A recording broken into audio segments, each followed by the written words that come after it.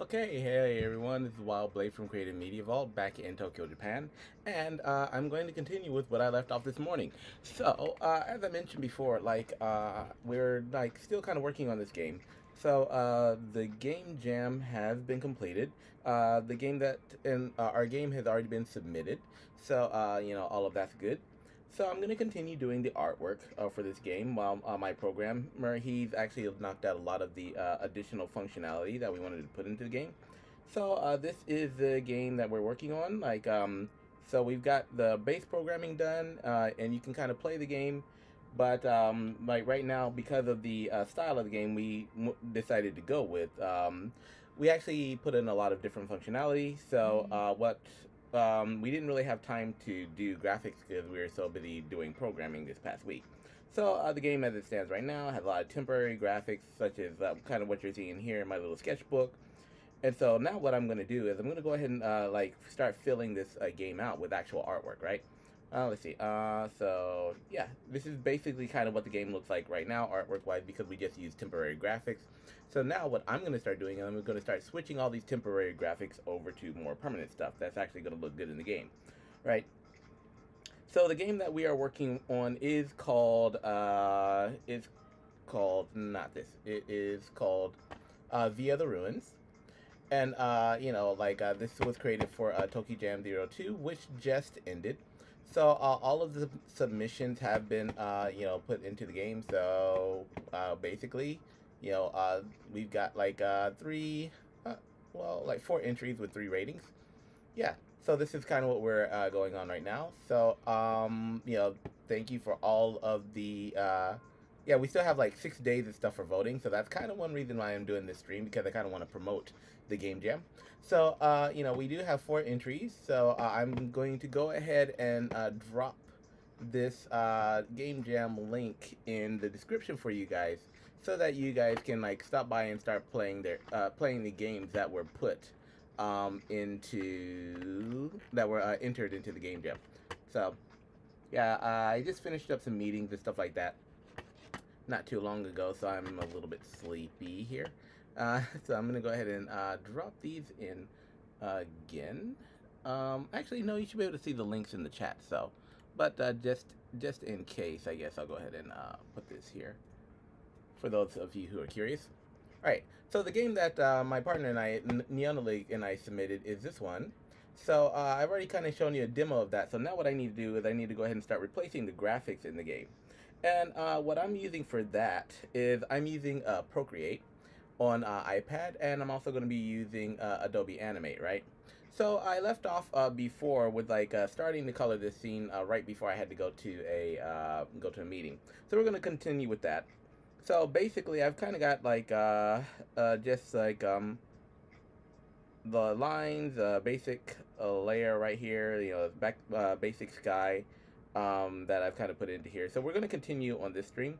So here's a sky background, and here is a overlay, because this background is a little bit dark for when I want to put the title on here. And the reason why I'm doing this game on iPad, doing the most of the artwork for this game on iPad, isn't just because I normally sketch here, but also because of the style, the look of the artwork that I kind of want to put into the game. So this is a post-apocalyptic style game. So I don't want the lines and everything to be too clean and too crisp. So usually I do most of my, even a lot of my background art in Adobe Animate, but I'm not going to do that this time. I'm going to use iPad for most of it. So we're going to continue here with these mountains. So I've already kind of got my base colors and stuff like that in here. And I'm going to go ahead and add a little bit of color change to the mountains in the background. Do I want this in the background or in the foreground? All right, yeah. So I'm going to go ahead and dump these onto a new layer. Oh, actually, I can go ahead and get rid of these guys, I think, because I shouldn't need them for this particular scene. This is outline of the character, so we'll be doing that later. And this one I don't need, and that was for, I'll be doing the title in Adobe Animate. I'll explain why I'm doing that. This game is based on the Nazca lines, as I mentioned before. So this is kind of, you know, for those of you who aren't familiar with the Nazca lines, these are the one of the wonders of the world, like located around Peru. You know, so a lot of the story revolves around these things, right? So because of that, the colors that I'm going to be using and the states that I'm going to be using are going to be a little bit different. So you can get rid of this, and let's get rid of that. And I've already exported the title into Adobe Animate, where we're going to be using that. So I'm going to get rid of these unnecessary layers here. This guy, this one right here, I might leave in just for just for reference. All right. So actually, let me go ahead and drop this in here, and so I can show you kind of what it's going to look like, yeah, with the title screen. All right.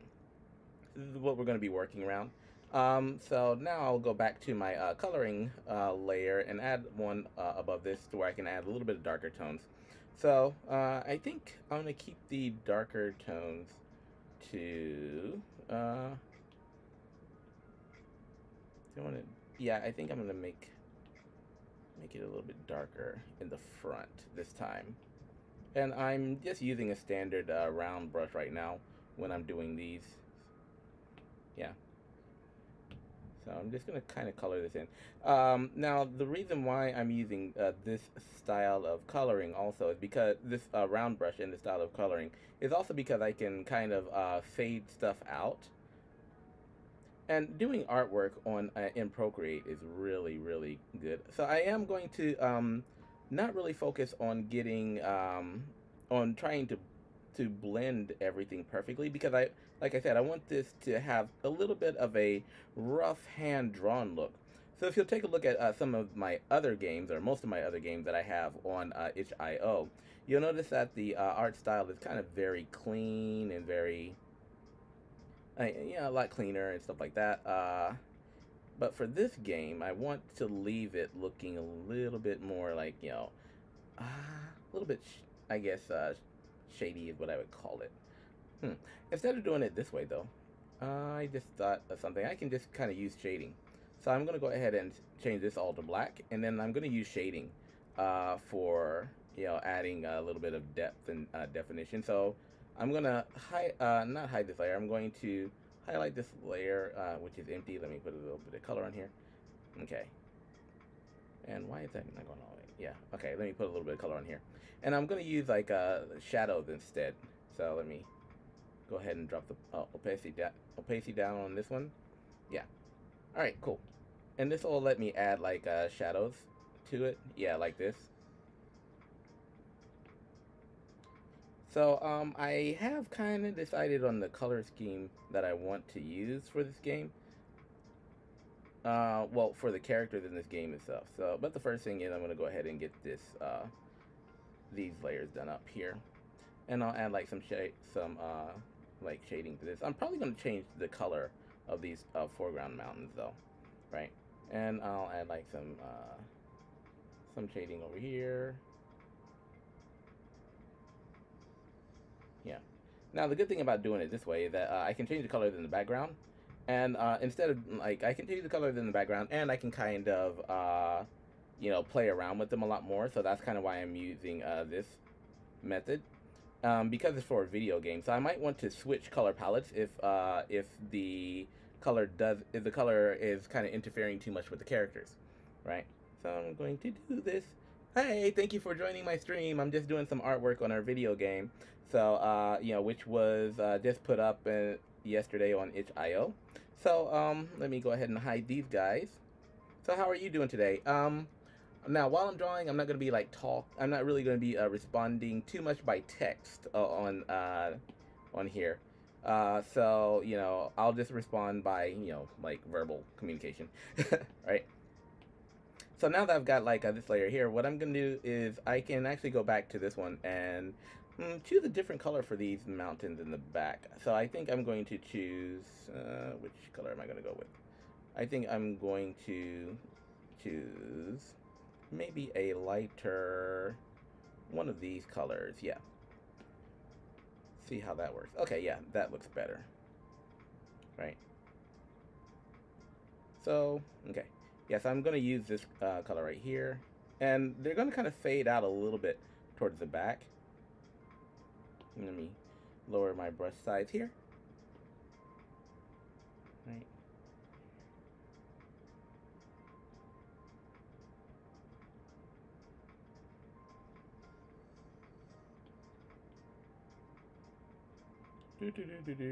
So I actually do like doing artwork. If you check out my Quest of the Gummy Witch game, you'll notice that I've kind of got like a lot of. On that one, give me a second. Let me switch you off for a second, and then go back to this one.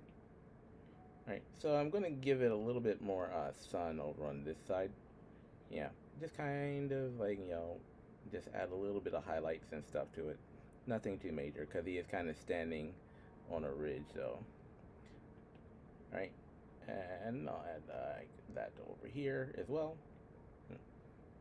Okay, yeah, so just kind of going to do this right here. Alright, and I'll change this over here back to the original kind of darker round, kind of fade out a little bit. Alright, here we go.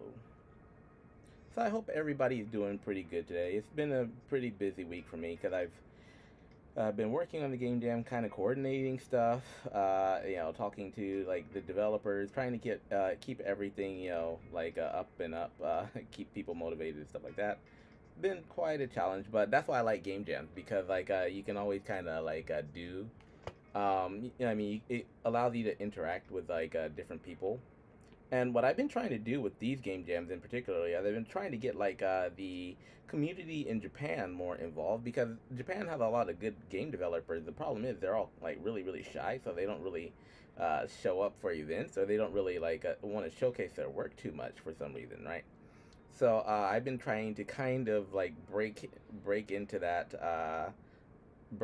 scene and get people more confident about showing their work, even if it's not the best, even if it's not the greatest work on earth, but people are kind of shy when it comes to that. People a little bit reserved, I think, if their work isn't so perfect around here, which for me, I don't really care about perfect work. I just care about getting something interesting and fun out there. So I'm just kind of playing around with the color tones. I think I'm going to change this one a little bit more to a bit more yellowish as it gets, not that damn yellow, as it gets back into the distance. Go back over here. Make it a little bit lighter. Alright. So, I'm going to put my iPad up here so I'm not, looking down all the damn time. And, that way you guys can kind of see what I'm doing. Right. So yeah, I'm just kind of adding different colors, different shades and stuff like this. So this will be a little bit orange going into the background. Keep in mind this is still going to be post-apocalyptic stuff, so I do want it to kind of reflect that desolation and that kind of desperation that should kind of be going on in this world at the moment.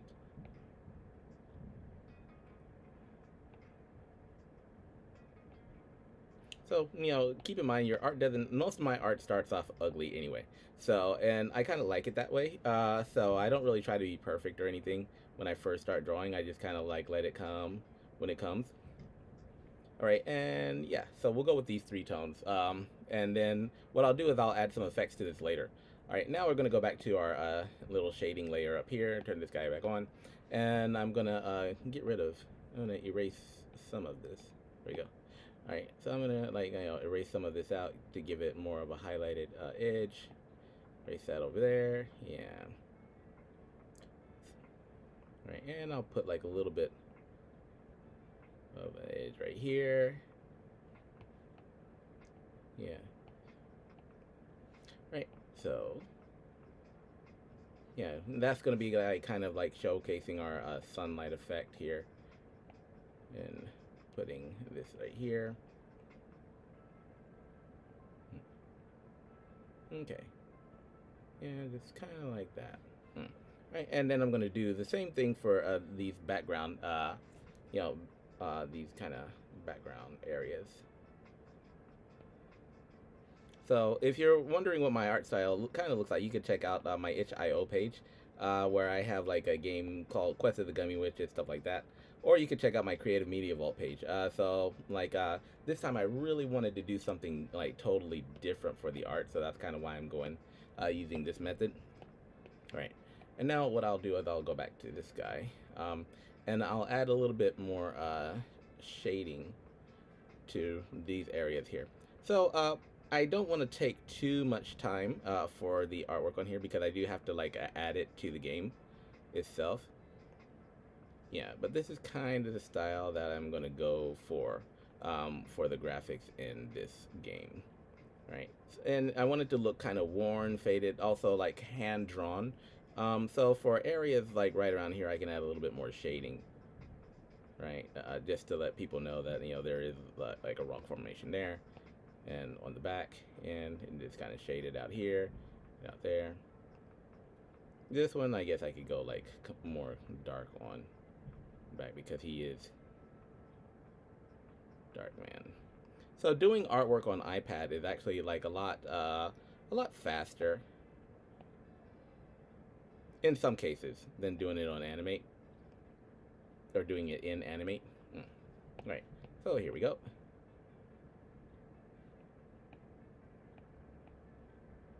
But the art process really doesn't take as long as the programming, right? So that's why we kind of focused on getting the programming done first.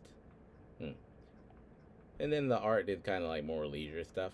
But I mean, like if you look at the game right now, it doesn't really look like that much. So that's kind of why we need to kind of hurry up and get some artwork done, so that because judging is going to start next week.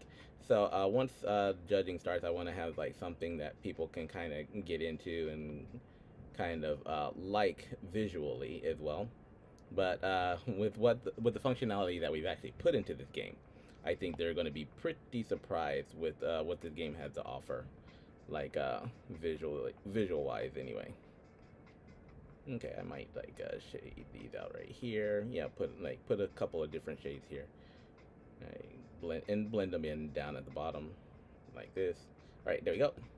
All right, and I'll get rid of this over here. Or will I? Yeah, I'll kind of get rid of this shadow right here. Right, and then I will actually come over here and add some little bit of shadow right on here as it goes further into the distance. So let's see, make sure I'm on the right layer. Okay.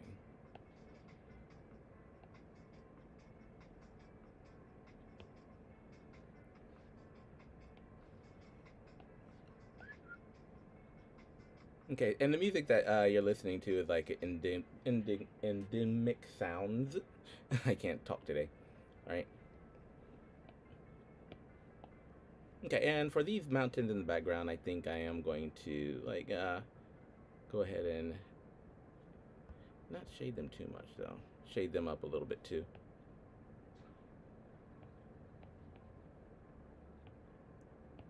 Okay.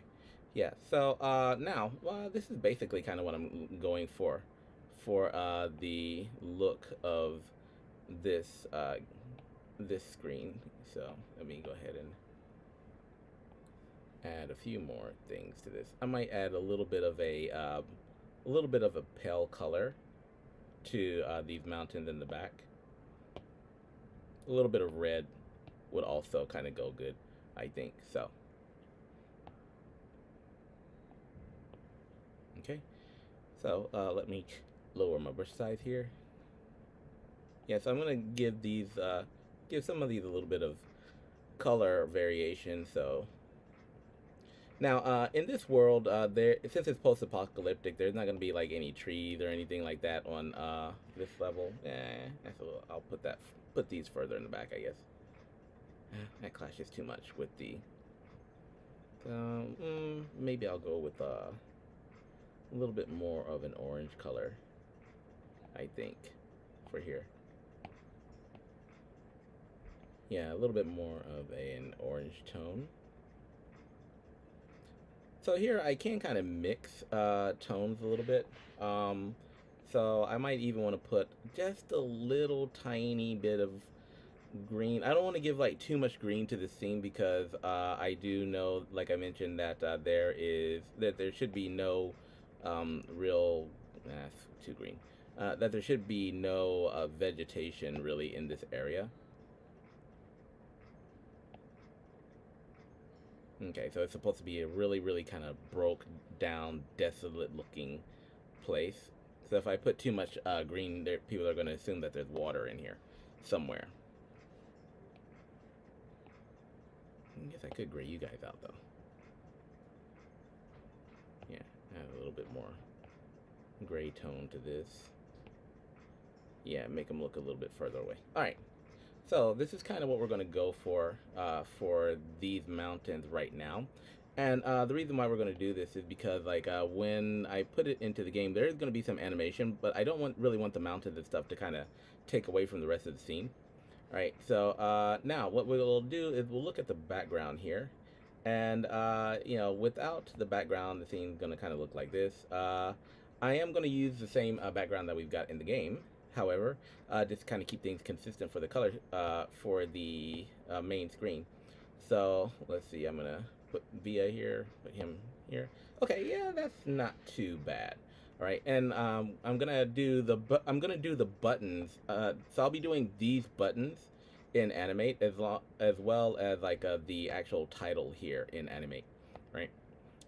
So for the cloud background though, I think I could kind of add a little bit more ominence to it.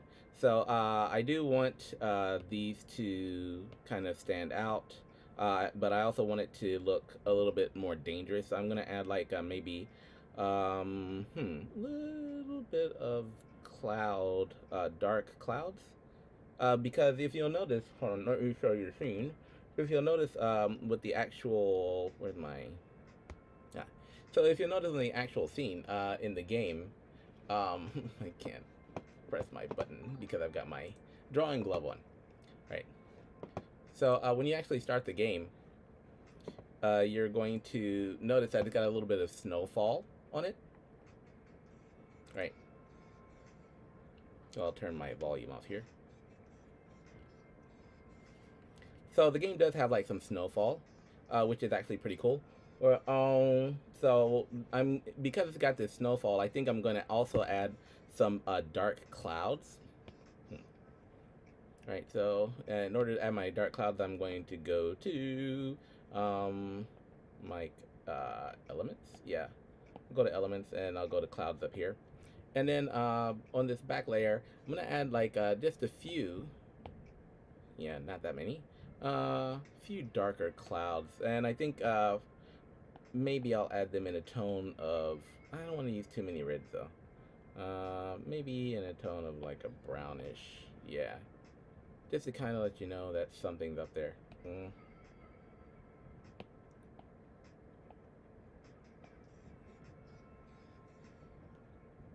Yeah.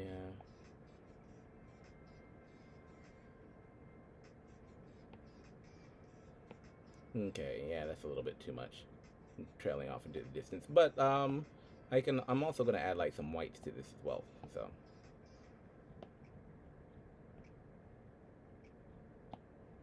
like maybe a line of white here. Kind of like weather everything out. Hello, thank you for joining my stream. Like I'm just like doing some artwork for our game via the ruins. And so it's the game jam is over, so I'm gonna be replacing the artwork that's in the game. I guess I can lighten that up a little bit.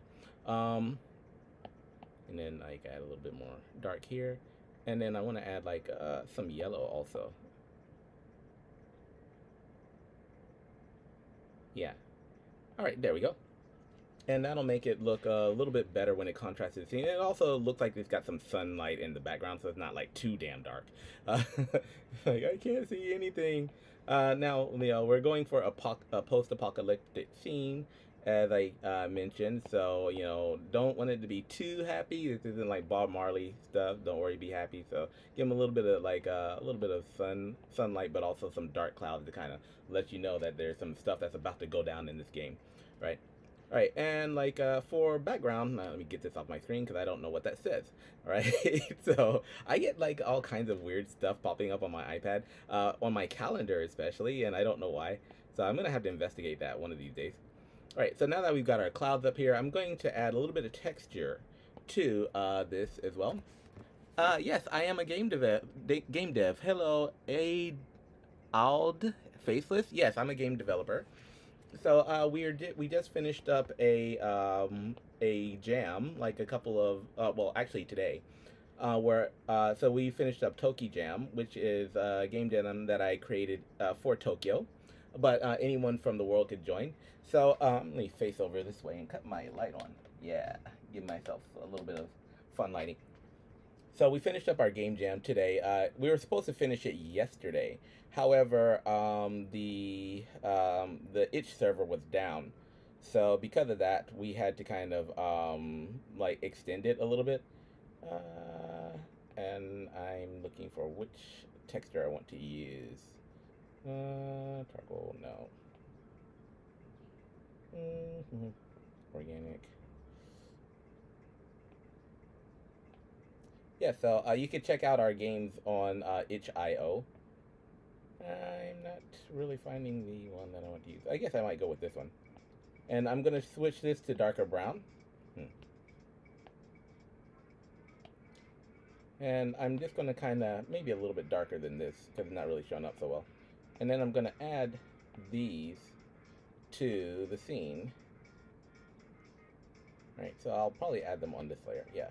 So that's a little bit too dark. So this is, like I mentioned, let me lower the opacity of this brush right quick. This is a post-apocalyptic game that we're kind of working on, that we've already kind of developed, and has been submitted for TokiJAM. So judging for this game will start happening this week. So what I'm doing, since we spent a lot of time on the programming this past week, is I'm going through and I'm going to be like cleaning up the artwork, because right now the game only has temporary art in it.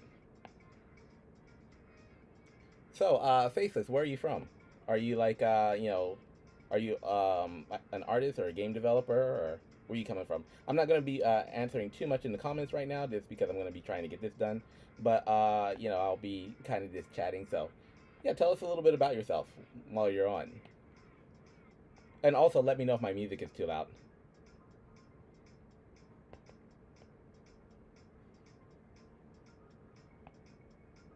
It's a little bit hot in Tokyo, so I might have to. Yeah.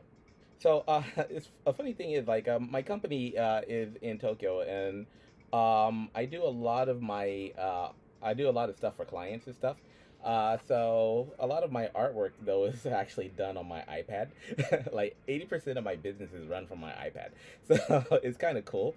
But at the same time, it's kind of like it's a little bit interesting because like I just run around with my iPad doing like art at Starbucks and stuff like that, and people are like, "Hey man, what are you doing? What are you working on?" So when I tell them I got my own business, they're like pretty shocked. They're like, "Oh, dude, we just thought you were a student who liked to draw or something." I'm like, no. So I do this professionally. Um, what another thing that I'm going to be doing after next month, I believe, is I'm going to be doing a crowdfunding campaign. So for my next game, so my next game is going to be more professional, more geared towards. I'm going to try to put this one actually on Steam, right? So for background, I think this is actually kind of decent enough for the look and feel of our game, and you'll see why in a little bit. I am going to go ahead and go back here and kind of clean up this shadow and stuff like that. I could put a little bit of extra haze and fog in the background, which I think I am going to do right here. So I want to fog the background behind those mountains out a little bit, and I'll do that with the gray. So let me get a nice little round brush here. All right, and let me switch over here. So I just started using Procreate not really too long ago, to be honest. So I'll use my airbrush here. But ever since I got Procreate, yeah, it's like I just kind of been like really, really enjoying. That's gonna kind of mess up my horizon here. But let's see. Kind of want to fog it out just a little bit. I suppose I could fog it out with a different color though. Let's see, what would be a good horizon color? Okay, yeah. And make it a little bit more yellow. Yeah. Right, and I'm going to put this on this layer, actually on top here, and give this a little bit more. Yeah, there we go. So kind of blend that line in a little bit, let them know that, there's something happening there. Yeah, that's still too light.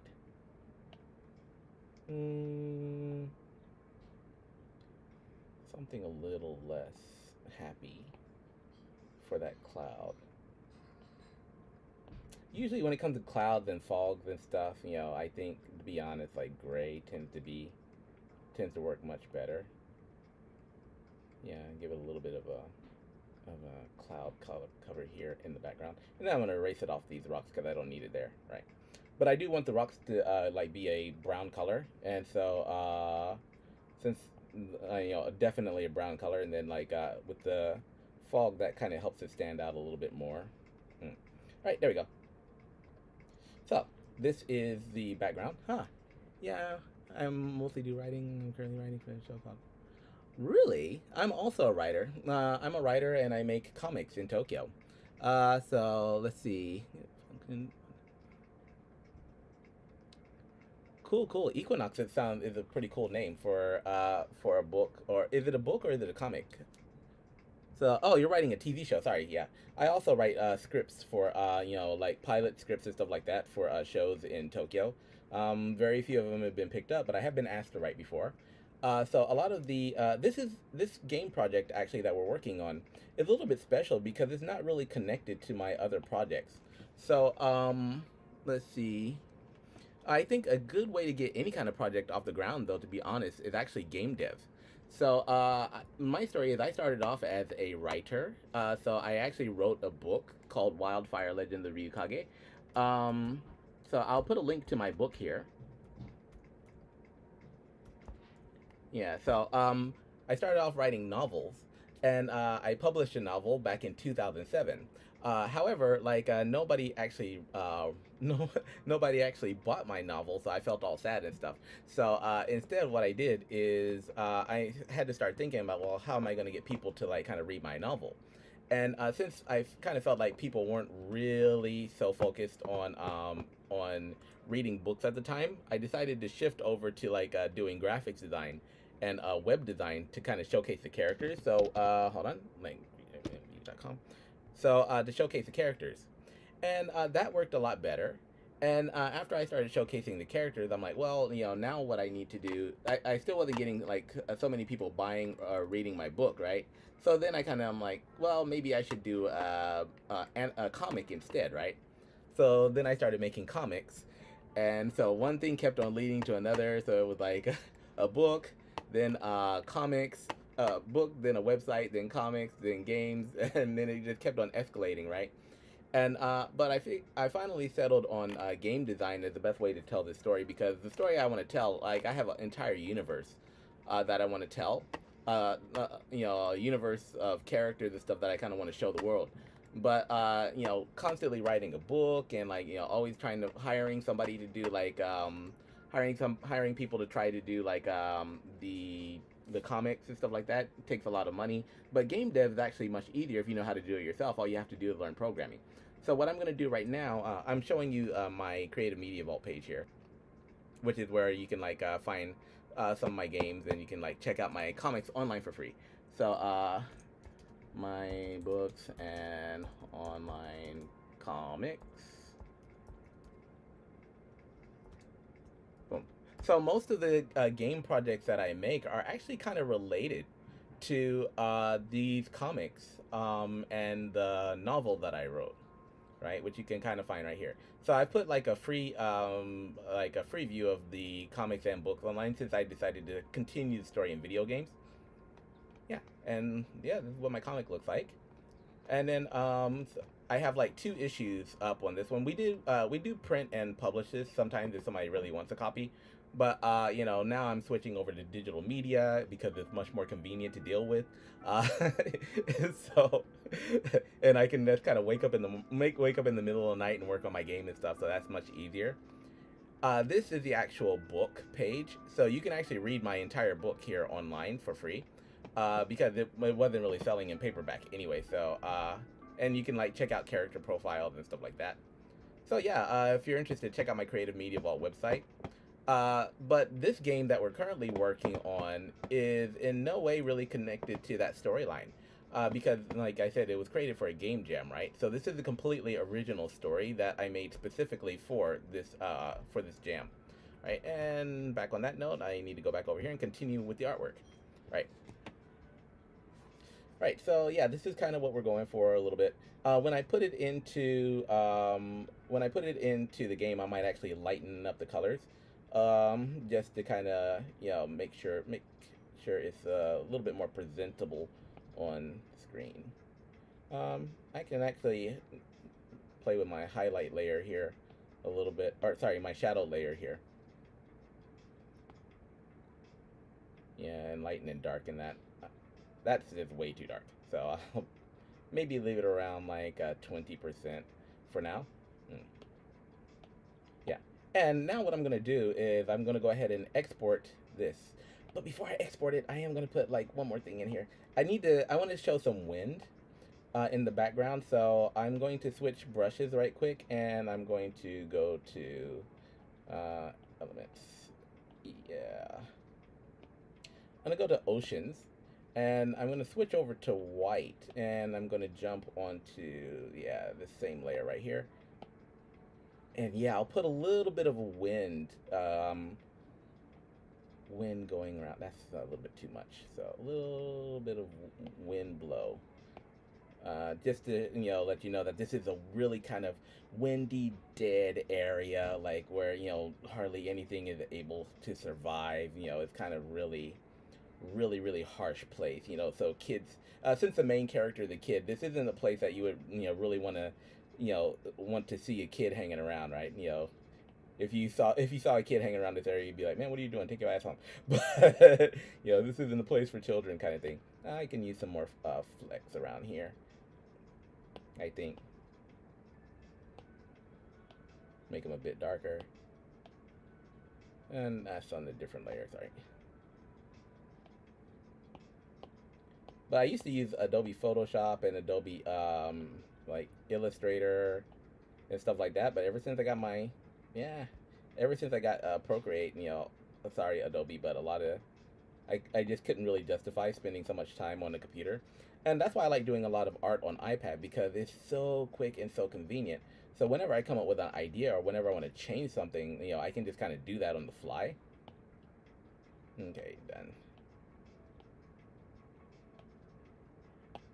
But when I'm doing artwork, I tend to do like, I tend to change my mind a lot, and like, I want to add this color, or this color doesn't look good, so that I have to be kind of careful of that. Now that the game is actually out, or a demo of the game is out, I'm not really so worried about it too much, about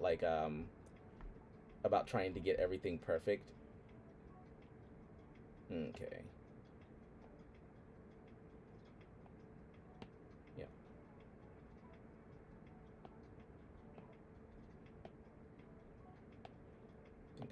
That up here, just a little bit more shading to this one around here. So yeah, this is how I generally start my game art. And that's my oldest son hanging around in the background. So if you see like see something walking around, that's him. He's got to do homework because he's got to finish up his homework because they've got school tomorrow, or not tomorrow, the day after tomorrow. Yeah.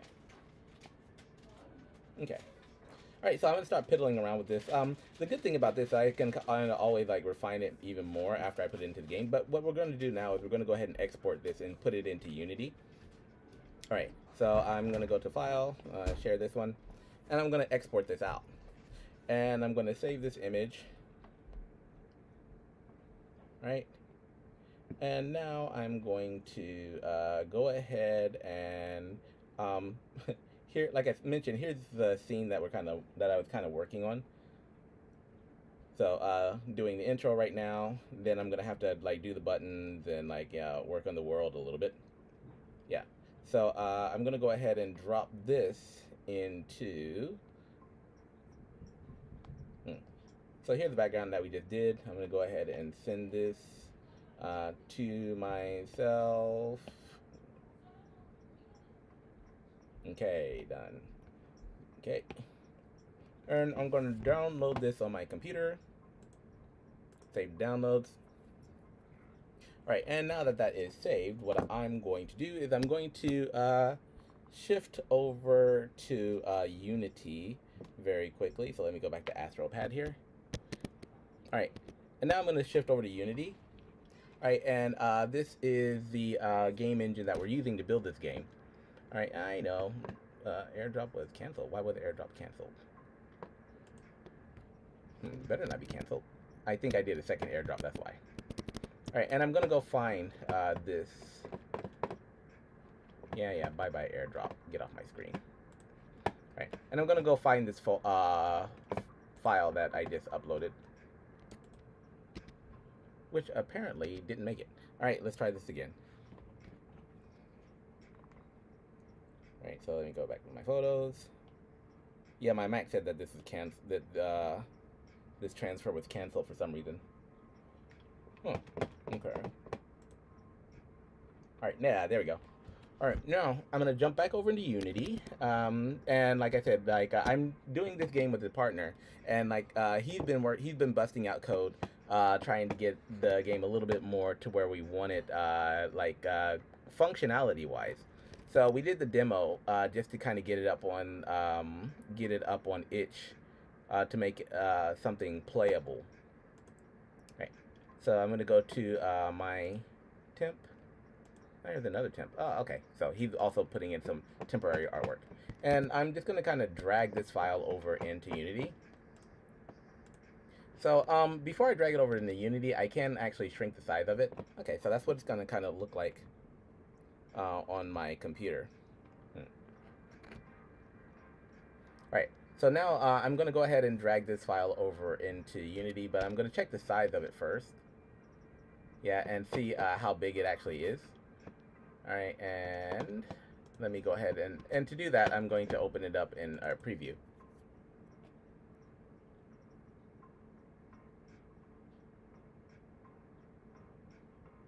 Boom, boom, boom, boom, boom, boom, boom.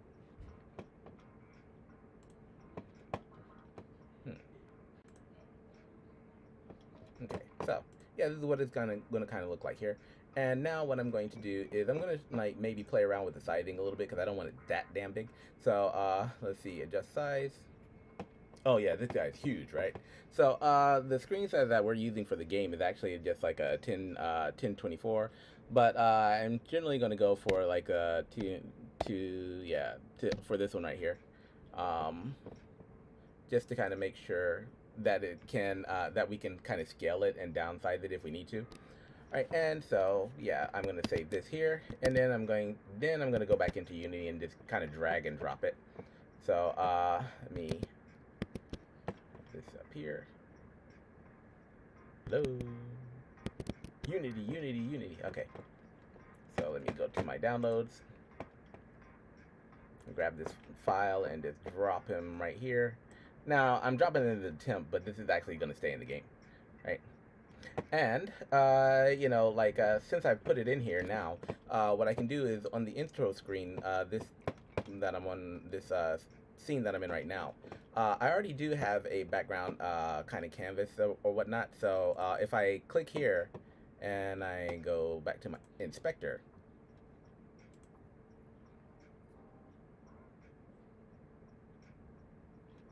yeah, so you'll see that I've kind of got a sprite renderer here, so I can cut this on and off. So with using temporary graphics, since all I'm doing is replacing, well, actually all I have to do is come here and go ahead and drag my new scene in here, which I should have actually named now that I think about it, but I didn't. So this will be, usually I give it a kind of a cool name, but now I kind of have to search for it. So I think it's just like image, so I'm just going to type I in here just to save myself some time. Oh, that's right. I haven't like done it up at the graphic yet. So I was wondering why this wasn't working, but then I realized like I haven't actually converted it over to a graphic. So it's still like an image file right now. So I have to go over here in Unity, and I have to, you know, right now it's set for default, but I'm gonna have to change it to Sprite UI. And this will be a single sprite.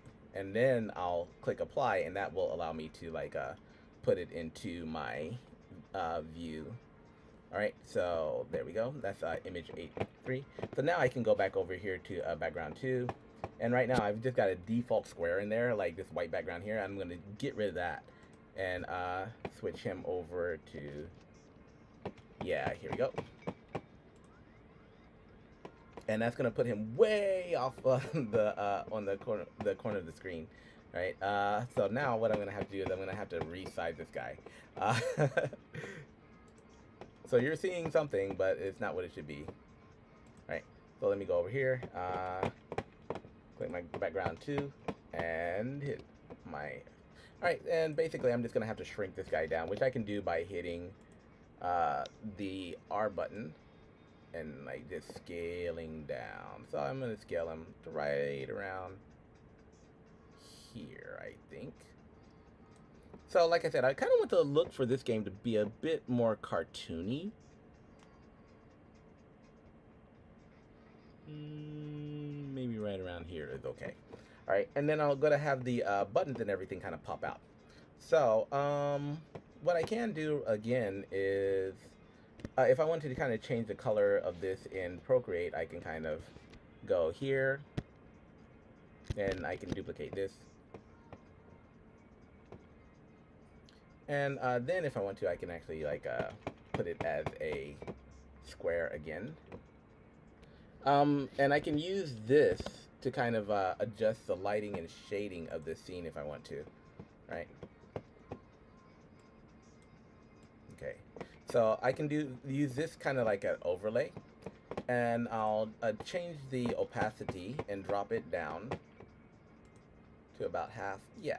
So I can actually play with the coloring here, the lightness and the darkness, or I can kind of come over here and change the actual color of it if I want to something a little bit more, to give it a little bit more of a tone, any kind of tone that I want, really. So for now, I think I'm going to leave it a little bit light, like this, lighter. All right.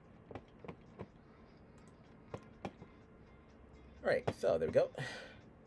And now what I'm going to do, I have, the reason why you're seeing these kind of lights on the screen is because I've actually put lights in here. So we have like these soft lights that I've kind of put here to kind of highlight the character. So if I turn those off, then the scene is a lot darker. Yeah, but I think I'm going to leave them in for now. I might turn this one off, the blue one, and that one's kind of getting in the way. Okay, yeah, I'll turn the blue one off, and then like I have this one over here for the character. So I'll put like a little bit of light kind of coming through the mountains. All right, and I just noticed that I exported this file with the blue lines on it. That's why it looks strange. So let me get rid of those. It's not showing up in Procreate though. Oh, so maybe I didn't do that. Hold on, let me go back over here. Yeah, there's a blue lines file in here that I kind of got to get rid of. Where are you? You are title shading.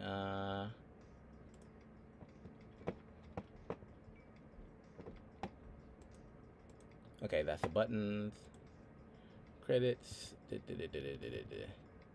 title shading, title background. There we go. So let me get rid of this so we don't need this anymore. All right. Let me save the scene. All right, cool.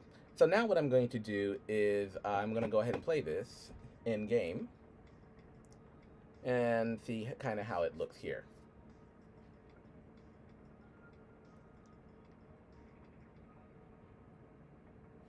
So it's pretty cold this morning, but now it's getting kind of warm in Tokyo. All right. All right, cool. And I have my snow falling. Yeah, I think I am going to lighten this up a little bit. Right, and there are some other effects that I could actually put give to this scene for the lines. So I could have actually used the filter on here, but I didn't do that for a reason. I might come back and do that later. All right, But yeah, this looks kind of ominous, right? So now what I'm going to do is I'm going to stop this. And yeah, I think I'm going to lighten it up a little bit with that previous white square filter kind of thing, which I should probably name. So you, come back. Give it a little bit more of a more of a light feel, kind of faded out feel.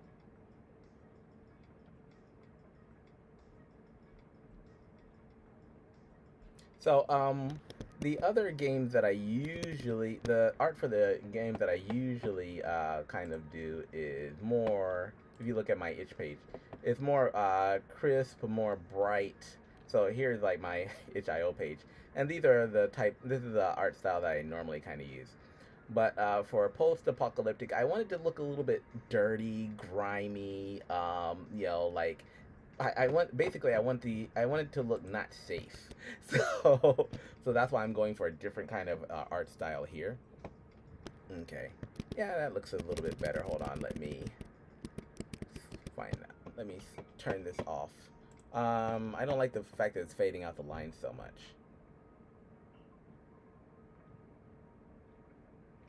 But I also do want the title screen to the title name to pop quite a bit. So I'll leave that fade a little bit down there. All right, so now what I'm going to do that since we've got this in the game is I'm going to go ahead and switch over to Adobe Animate. And now I'm going to start working on the actual title itself, right? I was gonna do that whole scene in Adobe Animate, but I just, because of the lines that I want to use, I decided against that. So what I'm gonna do here is I'm gonna quickly do these words, and I'm not gonna worry about like trying to do these over here. Do the what are they called? The symbols, because the symbols I'll like port this back over into Procreate, and then I'll do the symbols using one of my favorite tools, right? So in order to start working on this, I'm going to create a new layer, and I'm going to use, generally tend to use box animation or box creation method. So I've got this here. What I'm going to do now is I'm going to make sure that I don't have a line on. So I'm going to switch and turn this line off. And then I'm going to pick some random color that I'm not going to be using in the game. And I'm going to draw a square. Right? And I should probably draw that square over here. Yeah, I'm going to draw this square over here. And then I'm going to click it. And I'm going to fade it out. So I'm going to fade it to like about a 50. Yeah, something that will allow me to see through it. And I'm going to go ahead and turn this into a movie script by hitting F8, or a clip. And then I'm going to name this V.i.A title. Yeah. Alright, so now that V.i.A title's here, I'm going to come here. Oh, sorry, I just undid that. I'm like my keyboard is a little bit smaller than it used to be, so because this is a new Mac, so I'm still kind of not so used to the buttons. I'll just name it this one for now, and then I'll like cut it off of this, and I'm gonna go ahead and lock this layer. Yeah, and then do this, and then I'll paste this where he used to be, and now I'll come right over here, and I will start. I'll go into this movie clip and maybe change the color to like something easier to see like this. And now I'm just gonna kind of box everything out. So now my creation method in Adobe Animate is actually rather quick, because this is the one that I normally use all the time. So I'm just gonna like make my square a little bit bigger, move him over here, and I'm just gonna grab a corner and move it down here. All right. And basically, I'm just going to use this to trace out the outline for the title. This will be something separate, so I'll use a different box for that. Right, and here comes the fun part. All right, so like I'm going to go ahead and start shaping this to the shape of the letters by holding down the Alt key on Windows and the Options key on Mac. And I'm just kind of creating points, right?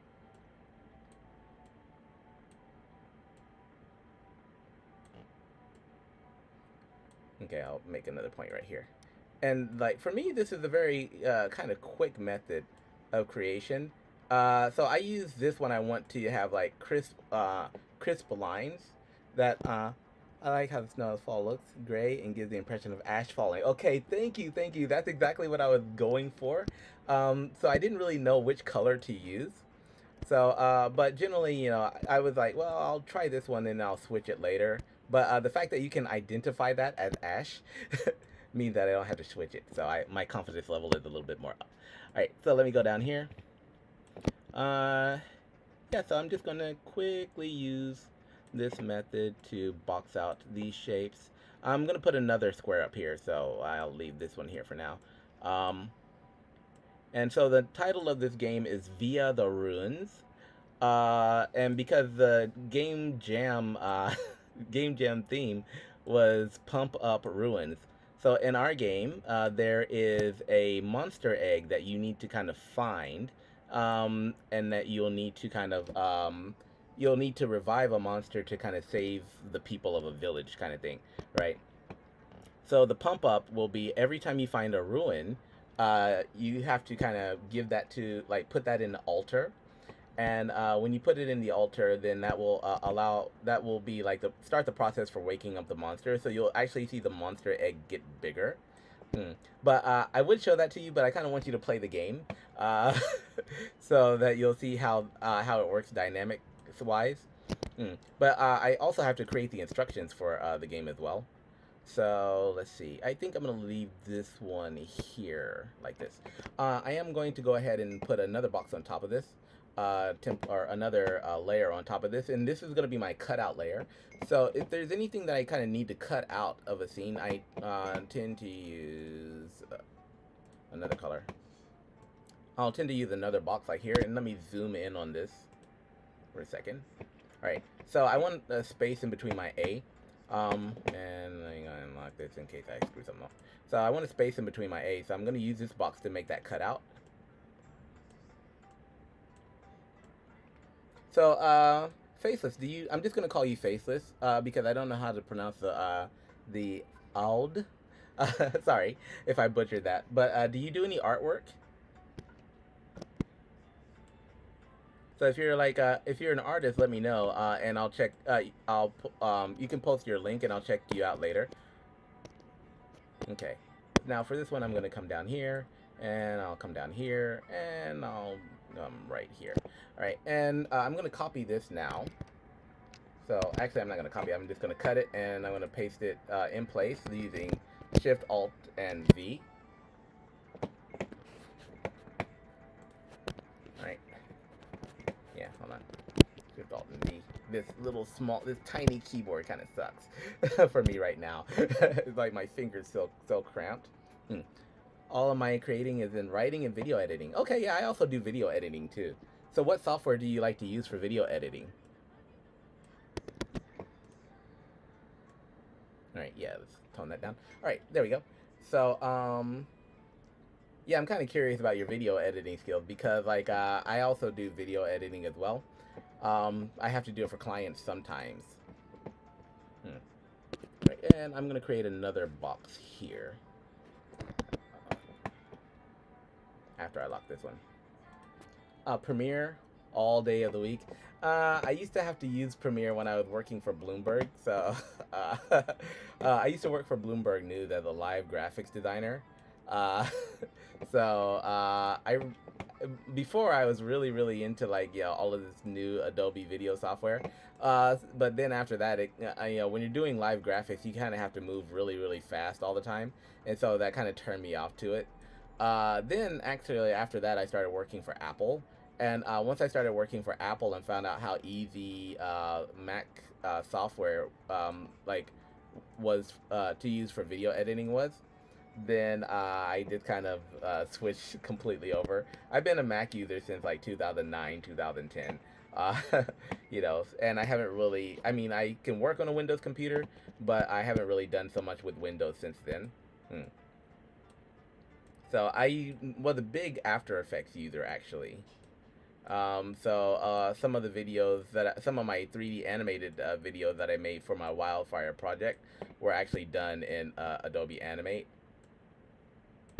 That's gonna make him look a little bit more moja moja. All right, I'm gonna change this color to green so that it contrasts a little bit better, and I can actually see, because I don't want this thing to have an afro on the top. So SSJ here. Okay. So keep in mind, what I'm looking for is I am going to be looking for a lot of jagged edges in this game, Mac. But I got MSI Prestige line. It's changed my life. MSI is pretty good, right? I visit them all the time at Tokyo Game Show. Whenever I go to the game shows and stuff like that, so I'm a regular visitor checking out. I'm like, hey man, I'm back, and they're like, this guy again. So I'm like, you know what I'm here for, and you're just gonna stay here and play on our computers all day long, aren't you? I'm like, yes, I am. So,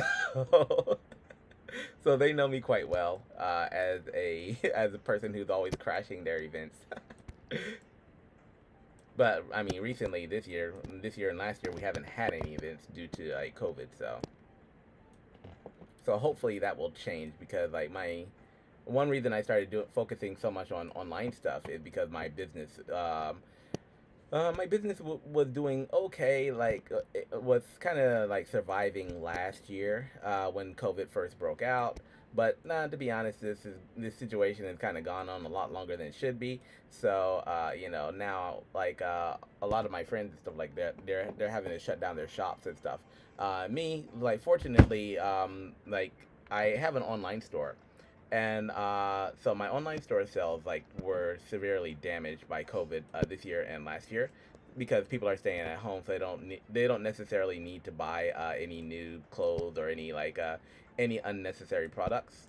So for entertainment purposes. So because of that, fortunately, unlike a lot of the other businesses that kind of couldn't survive, I was able to survive by switching over to digital media and doing stuff like this. So helping clients and stuff, kind of make games or figure out different ways, get their online media presence a little bit better.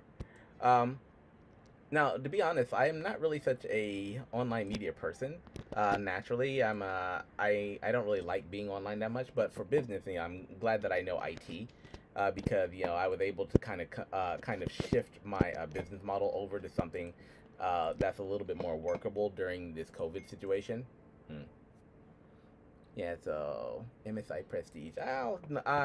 So back on what I was talking about, like I love MSI. So I was going, if I go back to Tokyo Game Show this year, if I'm able to attend, then I'll probably hang out at their booth, and cause they have some awesome games that you can play for demos. But, hey man, we haven't seen you in a while, so I'm like, I'm back.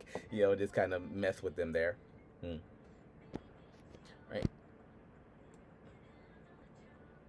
Right, yeah, I'm gonna go ahead and box this out too, because I want it to kind of look a little bit rough. So these symbols that you're seeing on here, these are actually from the Nazca lines. So I actually copied these symbols from some pictures of the Nazca lines, because, like I said, that's one of the main themes of this. And I'm gonna go ahead and turn this into a symbol too, so that I can put a little bit of a black shadow under it. Mm. Right, so I think I'm gonna do that by copying this and adding another layer. And I'll go ahead and paste this in place with my tiny fingers. And I'll move this one up a little bit. Right, and then here I'm going to kind of lock this layer, and I'm going to click this one, and I'm going to go and quickly change this to black. Yeah. Okay, and that'll make this pop once I make this stand out, once I'm ready for it to do so. What am I going to do with this guy? All right. All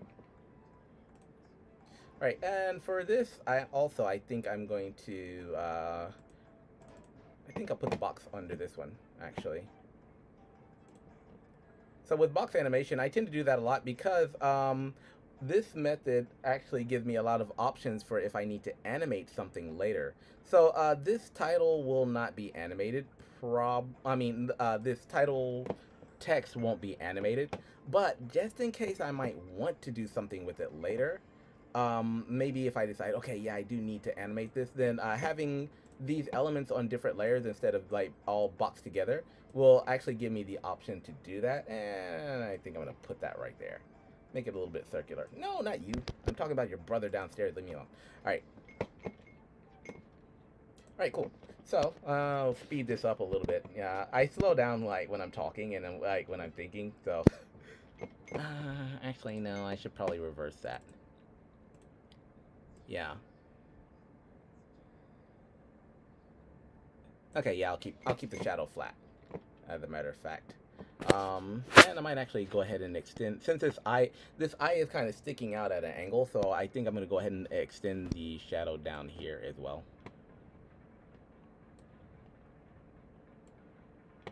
Yeah, because the eye is kind of hanging out from the rest of it, which is the effect that I want.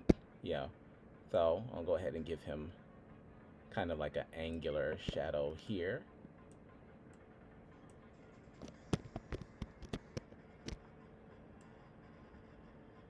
Okay, yeah. So I'll put this over here, and if I want to curve this, which I do, I'm just gonna kind of angle it this way, like just kind of press in the center, and I can kind of drag it like this. So. But all of this, like, for me, started off, just like because I wanted to write books, right? So I never really wanted to do like, I mean, I've always been interested in video games and stuff, but I never wanted to like animate my own characters and stuff like that, because my plan was like, okay, I'm gonna write a book and everybody's gonna love it, and then I'm gonna get the money, and then somebody else is gonna do the shit for me. But that was my plan. But life had different plans, I guess. So. And since I'm on this layer here, I think I'm going to go ahead and do the shadows for these other, these shadows as well. So, for the V and whatnot. So. So, like, do you play any games? Like, are you a gamer in your area? And if so, what games do you like? What games or what type of games do you like to play? Oh, I like this song. So I'm listening to like royalty-free music because I don't want to get copyright strike on my Twitch stream.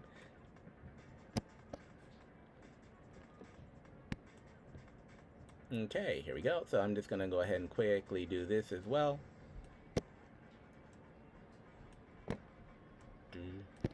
Ah, damn it. Tiny fingers. Hello. Yeah, that's my youngest son, or my oldest son hanging out in the background. Like, still doing his homework stuff, so. Mada shukudai yatteru?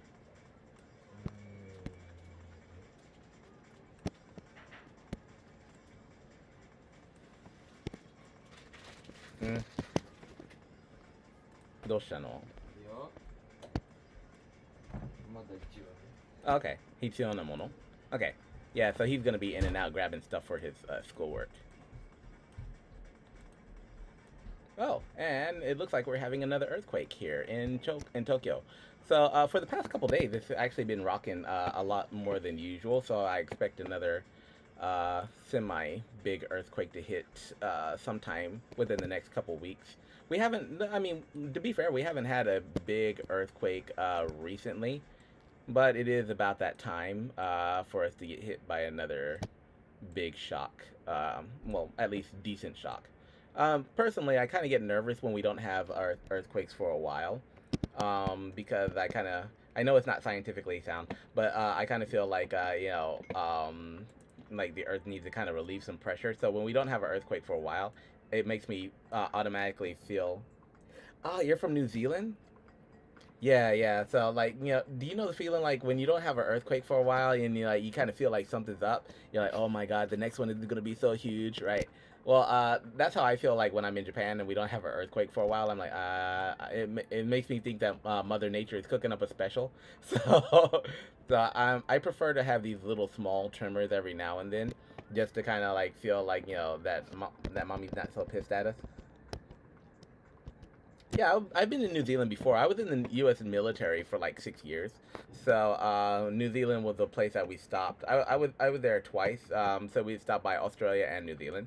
So And actually, I mean, I really like New Zealand. I was I was only there for like 2 days, and I couldn't really play so much on the first time because I actually had duty on my ship, so I couldn't really leave because my job was to protect the ship from like potential terrorists and all of this stuff, right? So I kind of missed out the first time. The second time, I got to drive around, and like my attention though wasn't necessarily on on the culture and stuff like that. I got to see some good spots, but actually, I hooked up with some pretty nice girls who long story short, I was mostly interested in the girls at that time. I was younger and I wasn't married, so yeah, so I didn't get a chance to really see that much of the city. Right, so okay, and I'll go ahead and do this over here as well. Do I want to do this? Yeah, I'll go ahead and do this one over here. This is like not a letter, it's just kind of an extension of something. So which part of New Zealand are you from?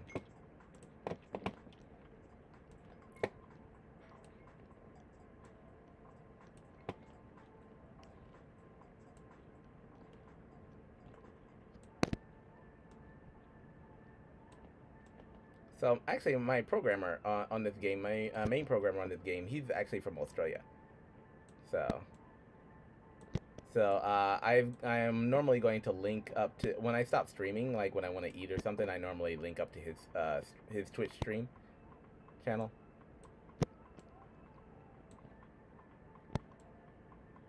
All right, so anyway, this is how I'm kind of like doing the lettering here. So I could use a font for this, but because of the style of game that we're making, I want to kind of keep, I want to make it a little bit. I'll be using a lot of customized stuff just to, because we're dealing with ruins and broken stuff. So and plus I don't want to like have to put too much in the credits for like borrowing stuff. So usually, like when I'm doing stuff for a client, I'm lightning fast because I don't like to waste time so much. But now I'm just kind of chilling since I feel a lot more relaxed now that the game is actually out. So here's the main kind of lettering, main kind of outline of our title. This I don't want. I was gonna do something with this, but I kind of want to leave it with this edge here because if I actually point this edge at the bottom, then it's gonna turn this into a Y, which is what I don't want. Right, right, right. Get back in there. So I was gonna give it a little bit of a point, but that just turns it into a Y right now. So you're a North Islander, born and bred, but the hope is I'll eventually get a farm down south. Yes. Okay, that is the dream. A farm, a night farm in a nice, quiet place like New Zealand. Like to be honest, I love New Zealand because it's quiet. It's one of the quieter places that I've been to. I'm a country boy. I don't like cities actually. The only reason I even live in Tokyo is because well, like when I came to Japan, like Tokyo is where all the jobs are.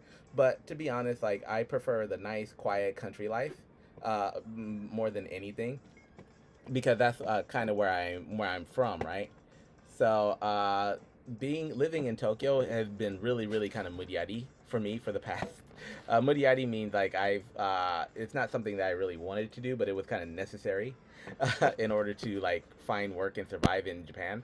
But once I get to a point where I don't have to do that, where I don't have to worry about survival, I'm out of here. But I got 2 kids, so I'm gonna be here for at least the next 4 years. All right, there you go. And so these little things right here, I could have just done one of these and duplicated it, which I think I'm going to do because I might want to change the symbol later. So I'm going to do this. I'm going to go ahead and make this into a symbol, and these are going to be the bullet points. So the reason why this title has bullet points is because the name of the character is V.i.A, but it's actually this is the acronym for his name. So I named him Valorencio Ignacio, like well, something Peruvian, right? Uh, so but his name is kind of long, so that's why I abbreviated as Via. And also that's kind of like a play, like from the ruins, like via the ruins. So it kind of works out quite well, right? And I'm going to take this one and I'm going to move him back a little bit. And so that'll give him a little bit of a shading effect in the background. All right, there we go. So, and for this back one, actually, if I lock the top layer, for this back one, if I zoom in a little bit, it's going to look like two circles. So what I'm going to do here is I'm going to just kind of click this and not this one. Damn it. Are you front or back? Yeah, you're supposed to be locked. All right, so I'm gonna lock this one. All right, so I'm just gonna kind of grab this and pull it over here. Yeah. All right, and now basically what I am gonna do later is I can go ahead and actually change the fill on this one to 100%. So even though everything's transparent now, if I switch it over to 100%, then it'll be the actual color that's going to be in the game. That's a little bit too dark, so I'm going to switch this fill over to something. Actually, I don't really know what color I want to use for that yet, though. Alright, I guess I'll put it here for now. And then for this one also, I'm going to like probably change the fill color to, yeah, I'll go light, and because I'm gonna wind up putting this back into Procreate anyway, to do some post work on it. So we'll go with these for the moment, and I'll switch this over to 100%. Yeah, because I'm not really gonna have to do too much with this symbol. And now what I'm gonna do is I'm gonna use my line tool, and I'm gonna go with default line thickness here. Okay, see how that works. And why are you transparent? Yeah, my line is also transparent for some reason. Yeah. That shouldn't have happened. Give me a second. Actually, it shouldn't have happened, but it kind of looks cool, though. Yeah, I think I'm going to leave it like that. Huh. I mean, I could, like, go ahead and switch this over to 100, but that looks a little bit too strong. Yes, I think I'm going to roll that back to the 50. Yeah, I'm going to leave it like that. Yeah, I'm the country boy, too. Spend most of my days in back paddocks making my own fun. Yeah, so that's my kids, unfortunately, like, well, I mean, not unfortunately, but they don't really have so much experience living out in the wild, or like kind of doing the stuff that I used to do when I was a kid, right? So you know, because they've just kind of grown up in the city, they haven't really really experienced like so much, to be honest. So in a way, they kind of missed out on a lot of stuff that I wanted to teach them, because you know it's Japan, right? Like so I think like most city people tend to want to stay in the city. Like they're not really so friendly for, or so confident, I would say, about living anywhere outside of Tokyo, which is a real shame. I think for this stroke color, I think I'm going to change this also to like a darker gray. Yeah. And I might just leave him like that, because it's not like such a major thing.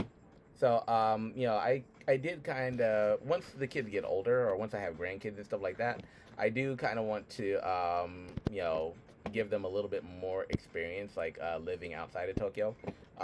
You know, hanging out in nature and like playing with stuff that they shouldn't be playing with. Right. So for this symbol, also I'm going to angle him back a little bit.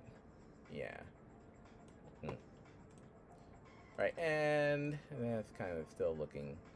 Yeah, I'll put him back a little bit more like this. Now it looks like a light, so I don't like that. I got to figure out what I want to do with this. I could squish it like that, or okay. Well, I'll leave it like this for now, and then I'll figure out exactly how I want these to look. The good advantage of me doing this in Animate, though, is that now that I have this symbol, I can just like copy and paste it, and just kind of move it over, and use Q to shrink it down a little bit. Yeah. So this gives me more options, you know.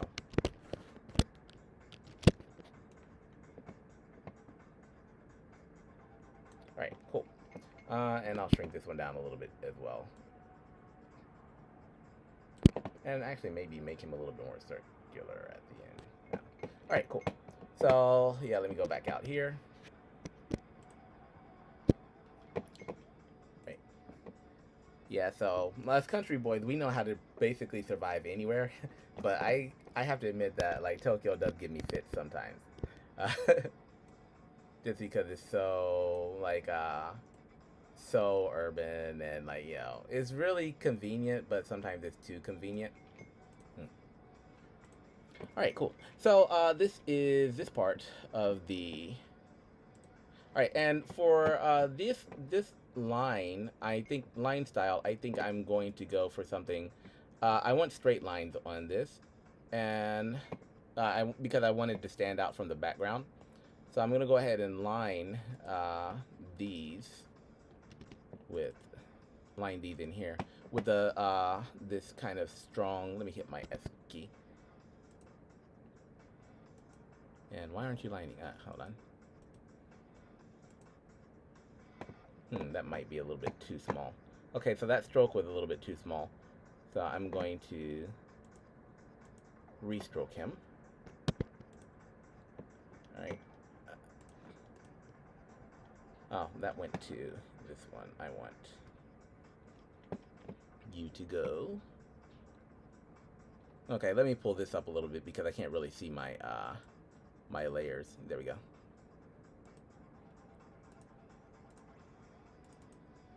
Okay. All right, so it lined it over here. All right, so let me do this one now.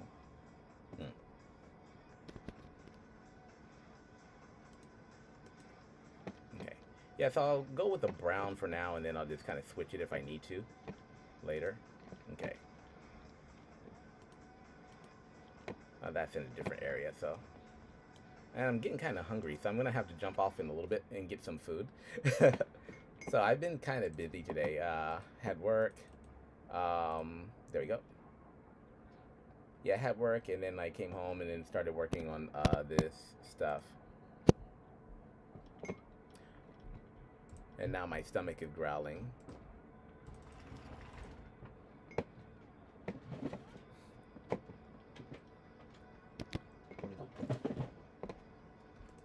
All right, cool. Yeah, let me make sure I've got this up here, kind of lined out. Okay, so that line, basically I have it on a different layer, that's why. Give me this over here. So also I need to like take a break and do some Street Fighter stuff. Yeah, play some Street Fighter and to get some relaxation time in as well.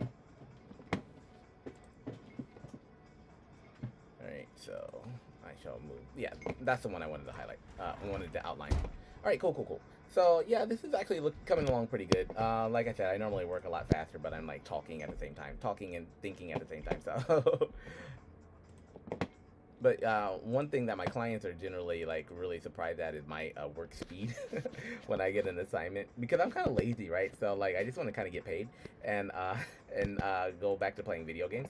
So so when they give me something to do, they're like, "Can you have this done like within an hour or so?" And I'm like, if it's a unrealistic request, I'm like, no.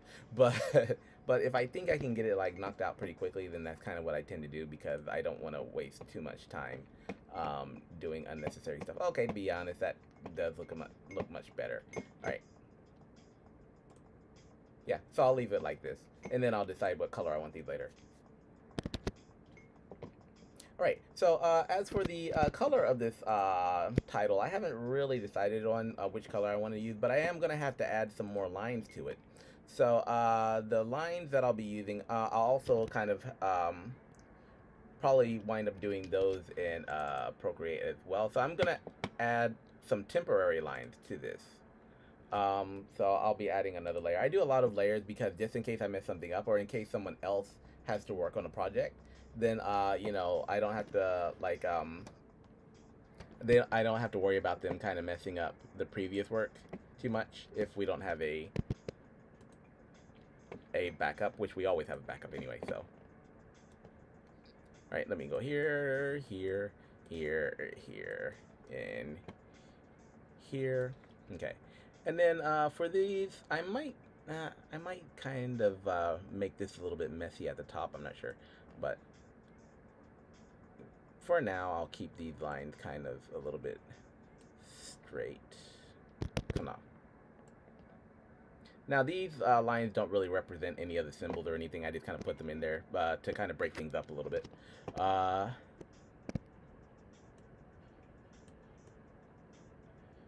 Right, and I can like move this one over here. Yeah, give them a little bit. Don't want to make everything like parallel. Like not too parallel anyway. So I might put a little break down here for these. All right, there we go. And also I'll need to add a line over here. And right now I'm keeping the lines kind of thin. What I can do though at any point in time if I need to thicken them is I can just kind of click on the lines layer, and then I can increase the line size if I want to. So right now I'm on a 5, but if I want to go like crazy or something like that, I can actually click the layer and go to my line tool, which is not working for some reason. Oh, there we go. And I can actually just increase the size to like a crazy amount if I want to, which I'm not going to do. I think maybe a little bit more of an 8 is generally good for these though. Okay, and same thing for here. I'll go to the line tool and I'll increase the size of these as well to maybe about 8. Yeah.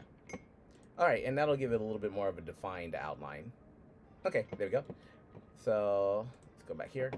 All right, and I figured out why I'm hungry, because somebody's been cooking food. So, so I'm like, man, I'm getting really hungry for right now for some strange reason. That's because I smell dinner coming from upstairs. All right, or coming from downstairs. All right. So anyway, like this is the base for this part of the title, and then all I have to do is kind of these parts, right? So now since I've already kind of done, since I've already done this, I'm gonna go ahead and do the outline for these words, and then I'm gonna jump off and get some dinner because Daddy's hungry. All right. So in order to start this, I'm going to put another box on the screen. So I'm going to go ahead and lock these layers. And I'm still kind of like deciding which colors I want to use for these. So I'm going to go back to my rectangle tool, which is just basically R. And I'm going to do these up in a color that kind of contrasts with... and first I'm going to get rid of that dang outline, because I don't need that right now. And I'll probably do this over here with this color here. Alright, so I'm going to use the same technique, and I'm going to go ahead and like make a square and then kind of fade it out a little bit so I can see what I'm working on in the background. And then I'm just going to click and drag, click and drag, click and drag like usual. So for this one, this ruins is actually going to be a bit easier to do because it's not really going to, well, whenever I say that though, something always gets messed up. So, so this will be a little bit, this is a little bit more angular. These words, this text is a little bit more angular, so it'll be actually faster for me to do this here.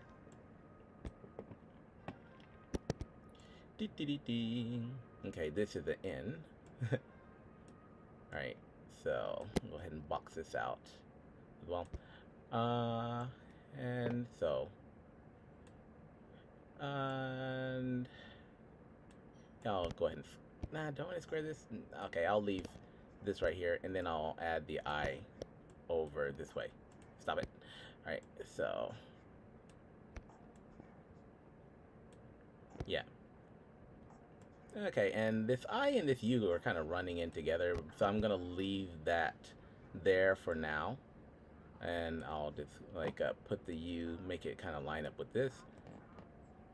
All right, on here, here, here.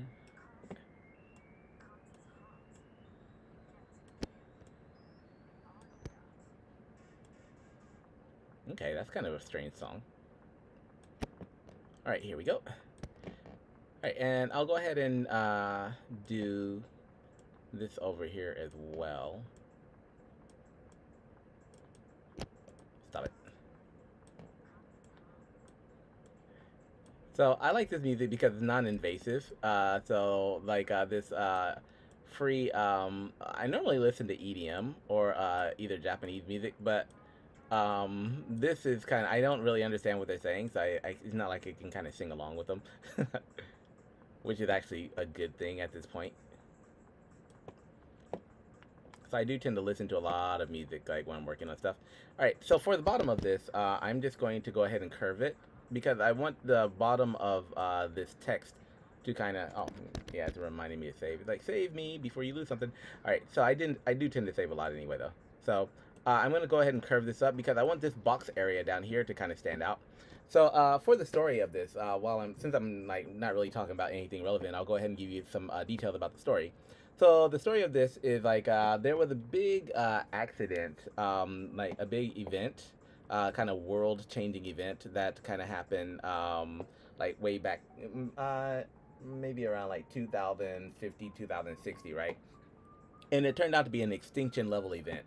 So humans didn't really like a lot of people just didn't survive, and because of this, like the character, um, the main character is a little bit special because he's somehow connected to this event that happened, right? So he's not necessarily human. Every now and he wakes up every like maybe 100 or so years to kind of go on a quest. And his quest is to kind of check to see how humanity's doing, see if humanity has kind of learned its lesson from its previous mistakes that keep on kind of damaging the planet, right? That's kind of what that's what his purpose is. So in a way, this character is a little bit like Link from Zelda. He's a chosen warrior that is destined to travel the land, but he's not really just protecting one city. His job is basically to evaluate the human status. To see the evaluate whether we should be surviving, kind of thing. So while he's walking around, basically he's supposed to interact with the humans, and see what they're doing, see if they're still like, see if they're like trying to like change, see if they're taking care of the planet and stuff like that. And if so, then his mission is to help them out and help them rebuild their society.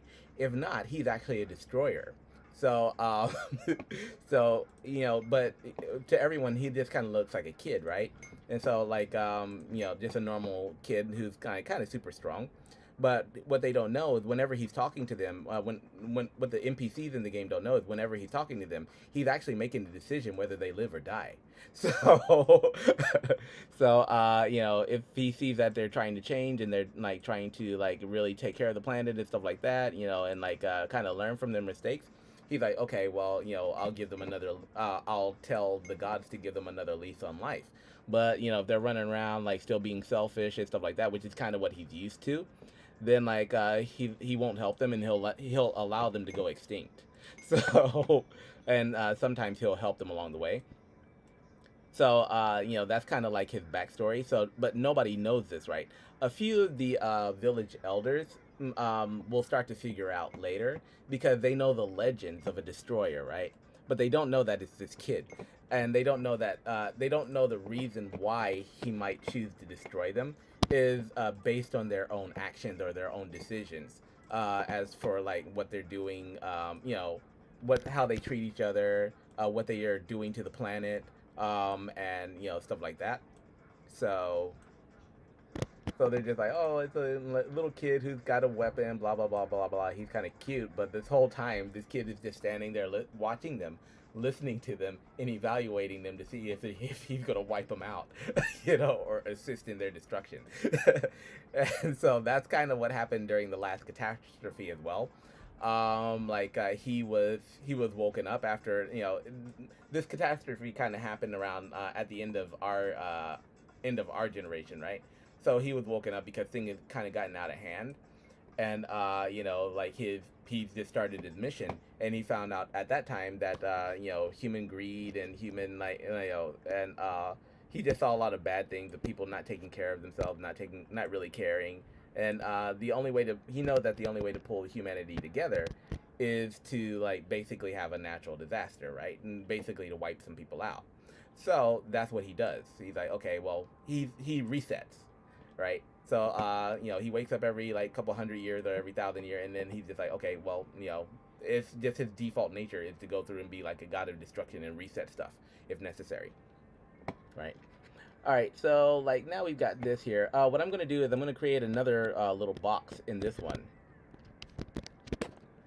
and I'm gonna paste it here. I'm going to use my Q key to kind of shrink this one down, because we're going to put a little bit of an outline on here. And I'm also going to change the color of this to where it'll make my cutout easier. And I'm going to do the same thing for this one over here. So I'm going to copy and paste in place, hit my shift key, shrink it down, change the color to something like maybe pink. All right. And then I'll use this as a cutout for here. So I'm going to click these two, and then just hit my delete key, and that will make a hole here. Actually, let me copy that,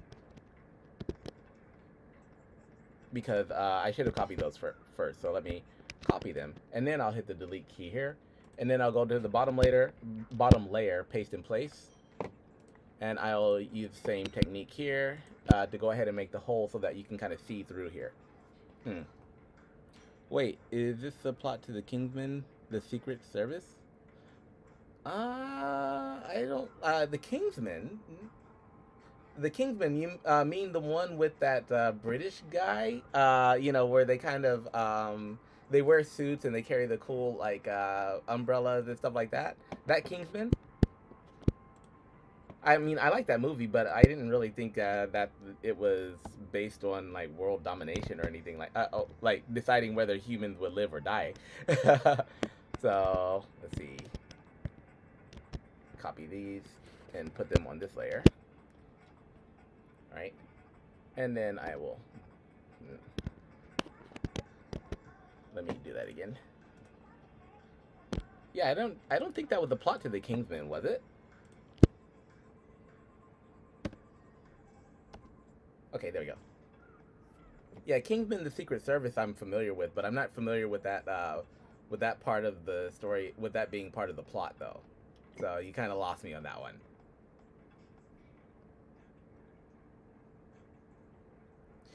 Yeah, like, so I'm wondering if you're talking about the movie Kingsman, or if this is a book or something that I haven't read, because the Kingsman movie that I watched, I don't really remember, like, like a guy resetting everything being part of the plot. So you kind of lost me there, because the villain wanted to reset. Oh, okay, yeah, you're right, you're right. Okay, I was thinking about the hero. Okay, yeah. Nah, it's like, yeah, the villain in the Kingdom was weak. Yeah, so yeah, he was a little weakling that deserved, like, he wasn't really a threat. This kid is definitely a threat. So yeah, and he's more of a V.i.A, he's actually a demigod anyway. So he's the offspring of Quetzalcoatl, right? So Quetzalcoatl is a Peruvian god. If you play any of the Final Fantasy games, you're probably familiar with him as a summon. So because he's the son of Quetzalcoatl, he's basically kind of ruthless if you piss him off. So so he's got a little bit more of a divine calling than the guy in the Kingsman.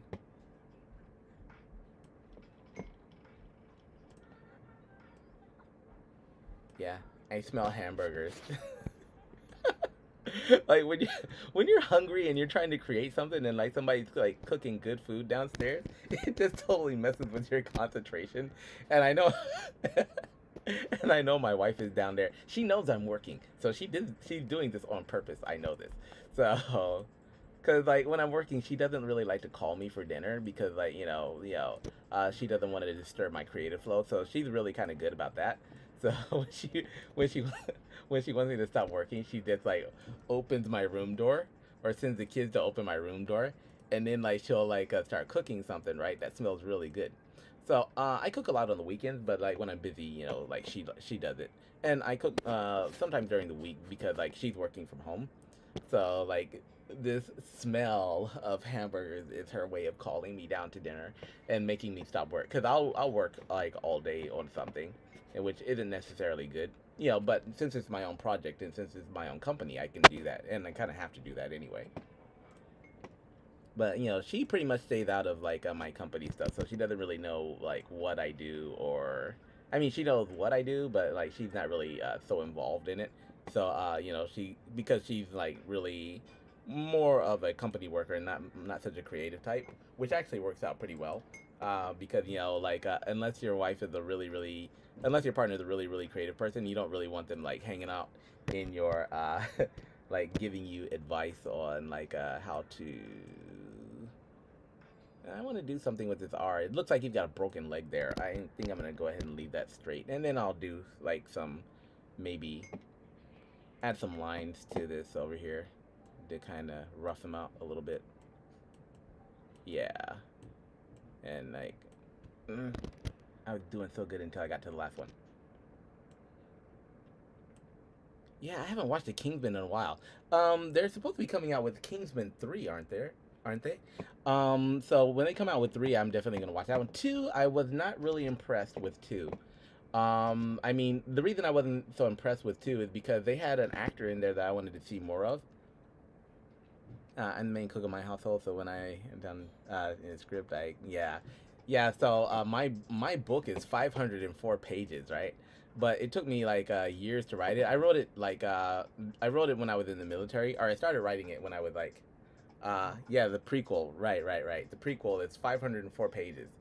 So and I mean, I wrote that thing like during some of the darkest situations, like during wartime, when my ship was on deployment, when we were getting shot at and stuff, and there's nothing to do. So like my way of relieving stress and like kind of dealing with the situation at the time was just to kind of bury myself into my writing, and it kind of worked out pretty well. So I've been working on that. I had the story for my book when I was a kid. Actually, it's strange because it came to me as a series of dreams. So have you ever had like sequential dreams? Well, when I was a kid, I used to have sequential dreams a lot. So I would dream one part, and then I would go to bed. I would go to school and like do all of my normal kid stuff, and then when I would go to bed the next day. Yes, I was in the U.S. Navy for 6 years. Yeah. So I've been all over the world. I've been to like 44 different countries, seen a lot of stuff. A lot of it was good, a lot of it was bad. I met a lot of good people. I met like some people who weren't so nice to me because of me being affiliated with the military, and our history, America's history there. So, so it's kind of a mixed bag. But I did kind of enjoy my time in the military. Mm.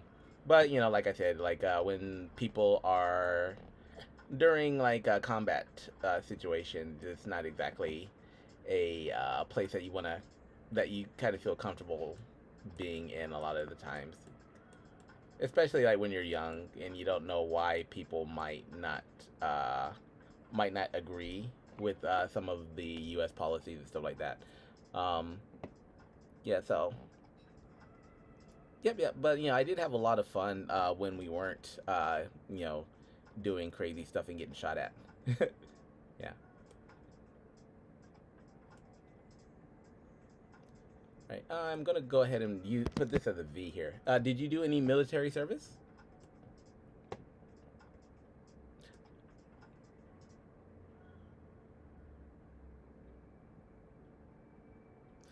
I would recommend. Now being in the New Zealand military would be much better than being in the U.S. military, I think. So And I think if you're able to join the U.S. Join the New Zealand Navy, you might actually have time to kind of work parallel with both. So I don't recommend giving up your writing, right? However, like writing probably realistically isn't going to like become a paying job, right? So I mean, not in the very beginning. It rarely works out that way. I know because I've been trying for like 20 or 30 years to like get a book deal, and like eventually I gave up, and that's why I self-published, right? So but even after self-publishing, my book itself didn't make any income. So that's why I kind of had to like branch out to other things to get people more familiar with the story. So, like if you can, I would recommend being in doing military service, especially if you're young, is actually pretty good for a lot of reasons. So I do recommend it. I might not necessarily recommend making it a career though, especially if you're a creative type person who kind of likes to do a lot of free thinking and creative stuff. That's not what the military is for.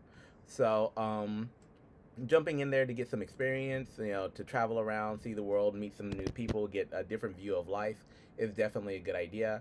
But if you want to create, like, you're going to be miserable having all of these stories just kind of rolling around inside of you and not doing anything with them.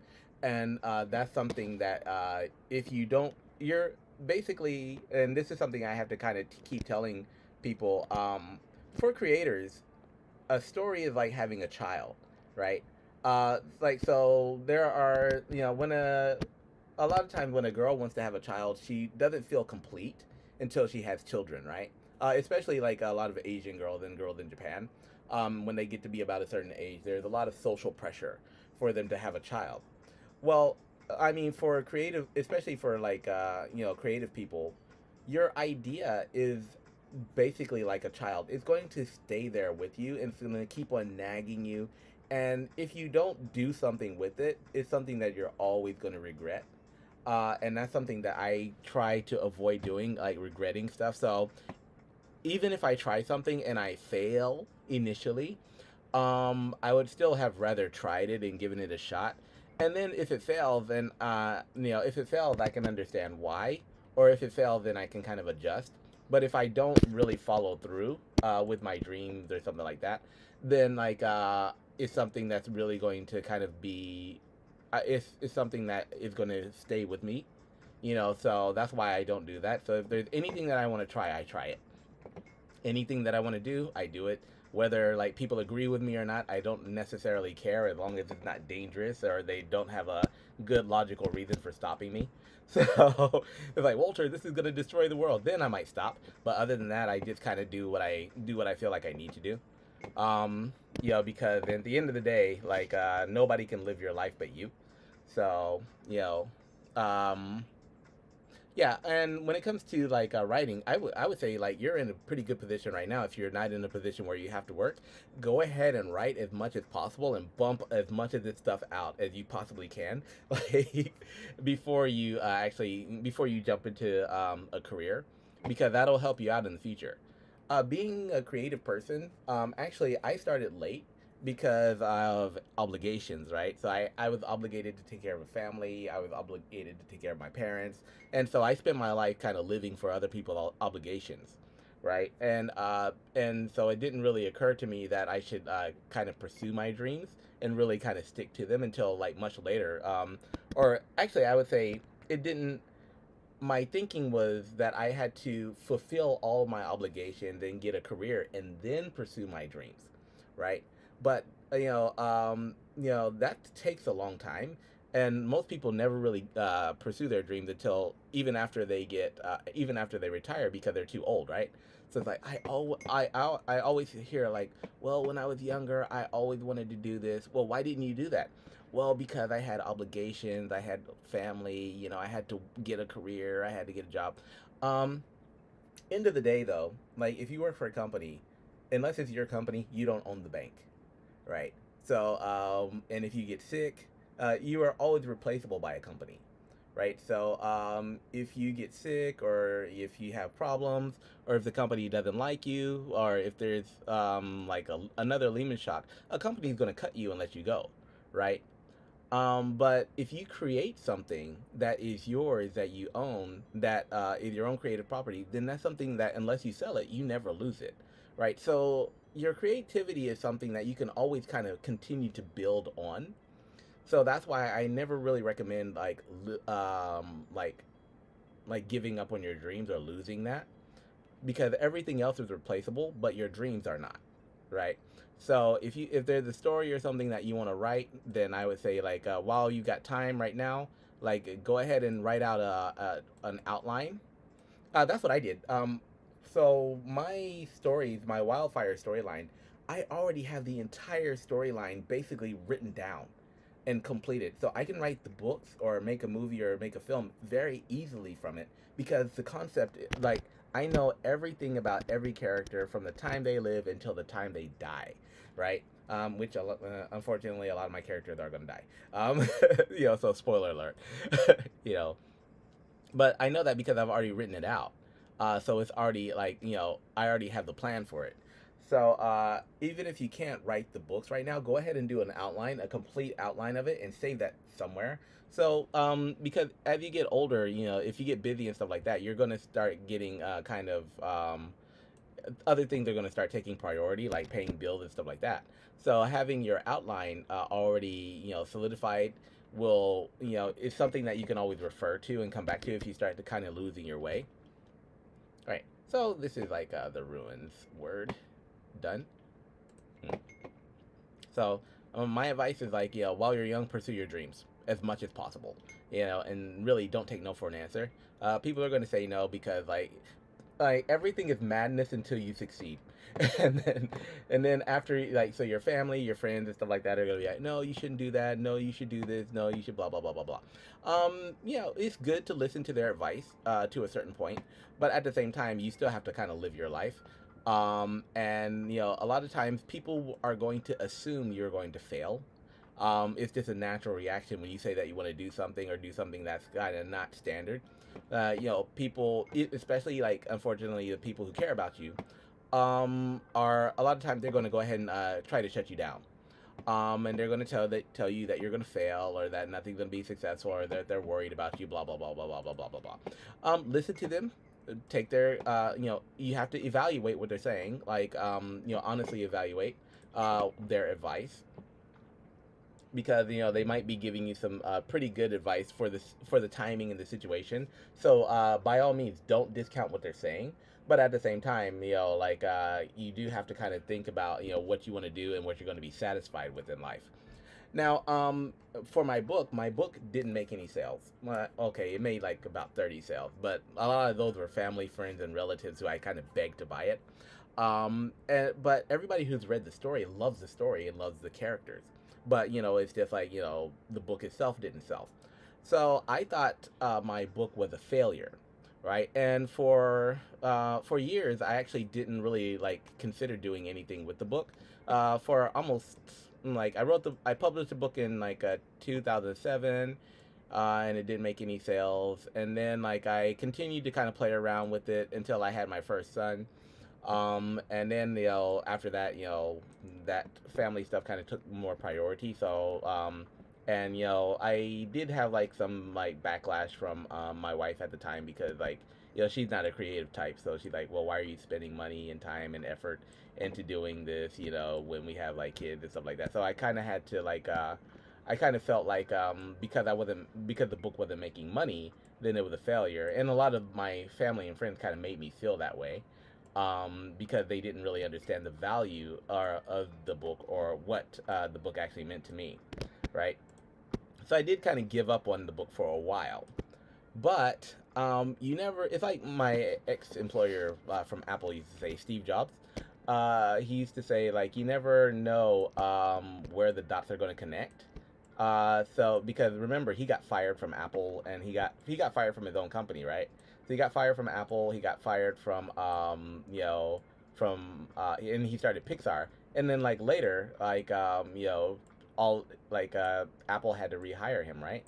So I know that everybody says, well, not everybody is a Steve Jobs, but then again, not everybody is not a Steve Jobs either. So you never know who's going to be a Steve Jobs until until they actually show their real potential, right? So until then, until you show what you can do, everybody's going to like count your dreams as like insanity, as madness, unless your family is like really really supportive.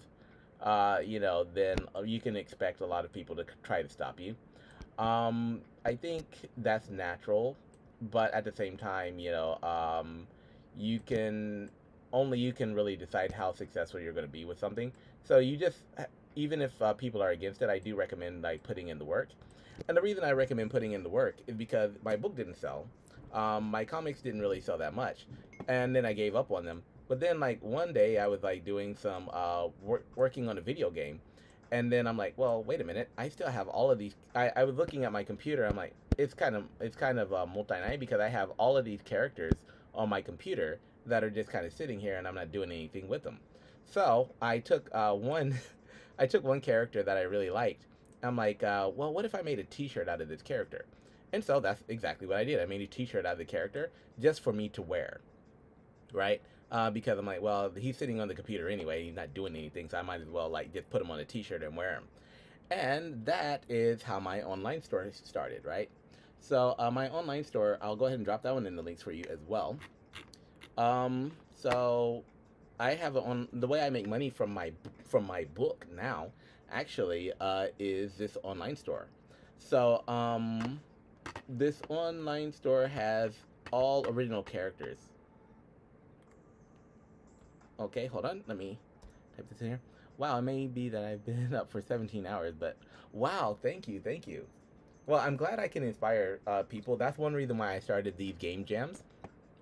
And tonight I'm kind of like I'm still really really tired from the game jam because we had to like work a lot to get the game done on time. So I'm still not at 100%. That's kind of why I'm rambling a little bit. So sorry about that. But I really do want to like help inspire people. So that's one of my main missions in life.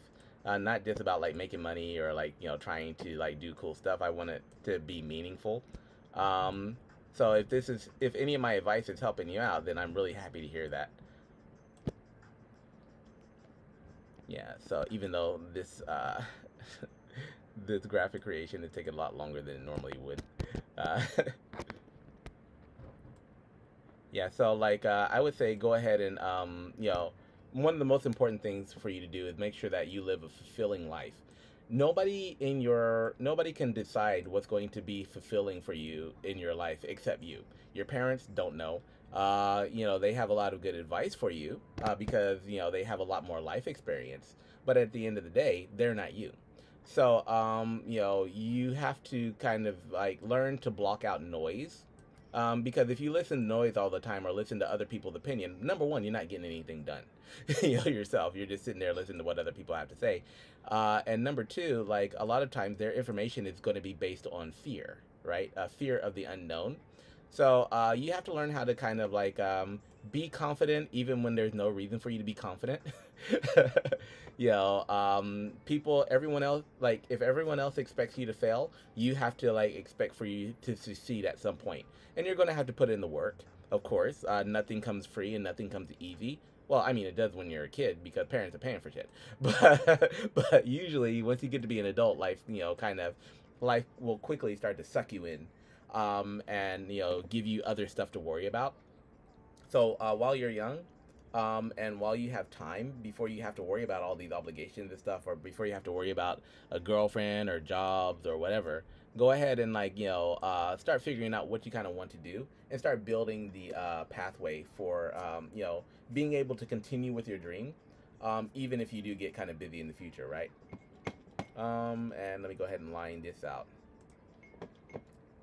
So I have two kids, and that's my advice for them is one, I am not trying to control their lives.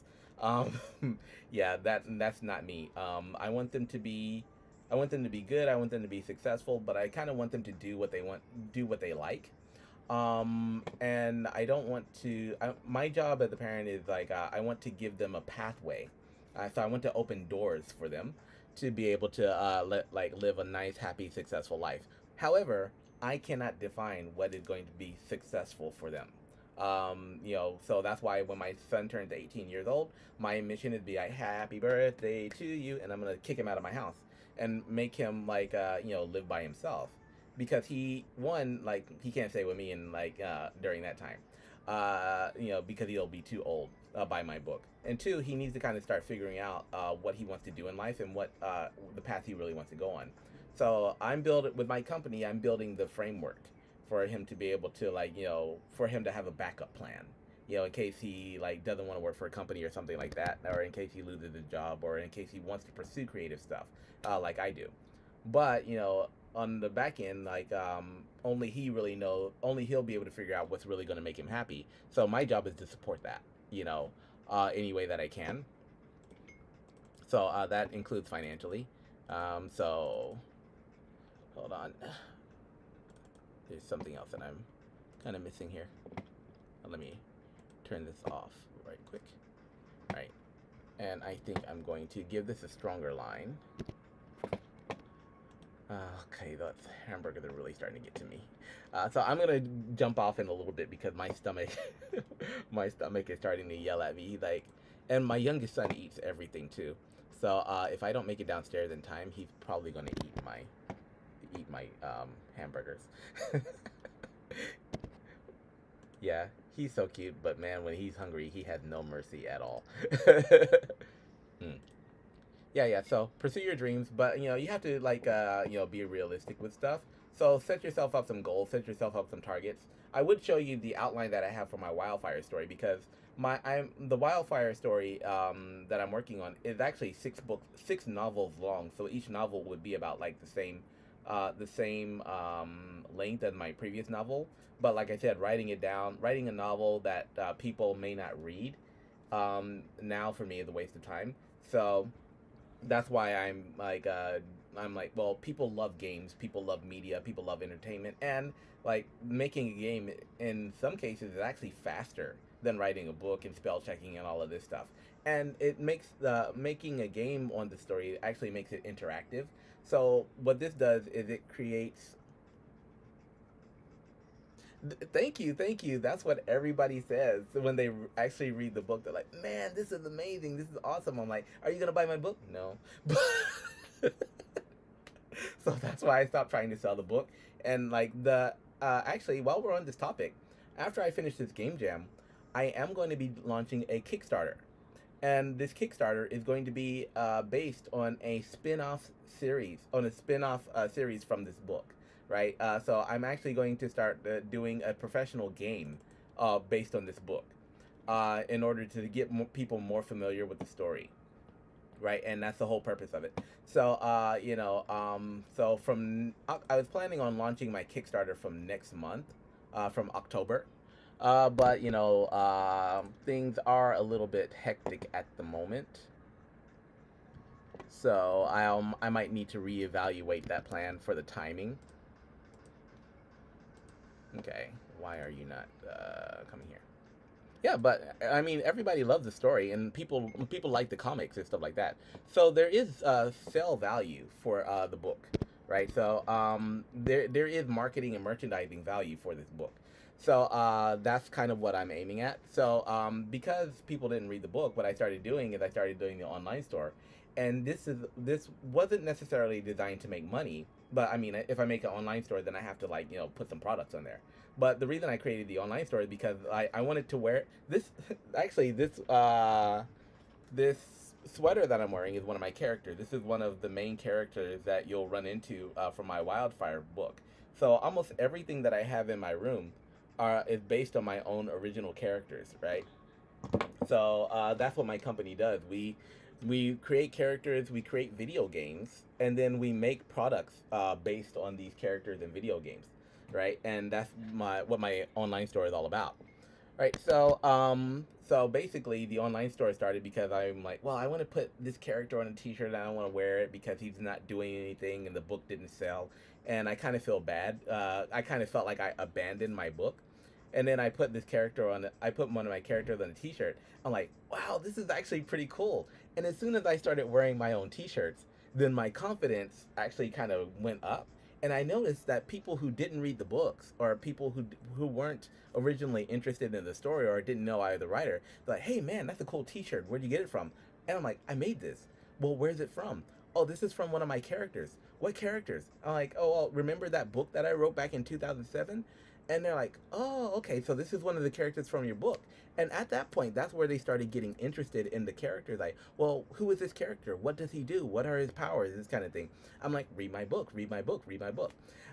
So, like, the online story is actually kind of what rejuvenated interest in my failed book. And you know, when I started making my own apparel and stuff like that, of course, my wife wasn't too happy.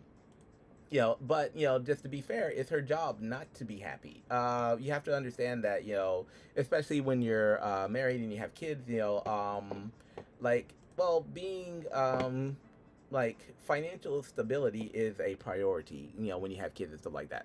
So you do have to kind of keep that in mind. And so my wife is like very good about that, but sometimes she does kind of worry a bit too much about it. So when I started making, when I made my first T-shirt, she wasn't really so into it. She's like, okay, well, you know, that's kind of nice, but it's not making any money, right? However, a funny thing happened because like she doesn't really know so much about my characters that much either. But so I thought she totally wasn't interested. And then when I made like another T-shirt, she liked the material and she liked the character design. So after that, she's like, hey, can I get this character and send it to my friend as a birthday? Can I get a T-shirt for my friend? And so I'm like, yeah. So she actually started sending my T-shirts to her friends, and a lot of her friends knew I was like a writer and stuff like that, but they weren't interested in buying, in reading my book and stuff like that because it's not because it's in English, right? And they're Japanese.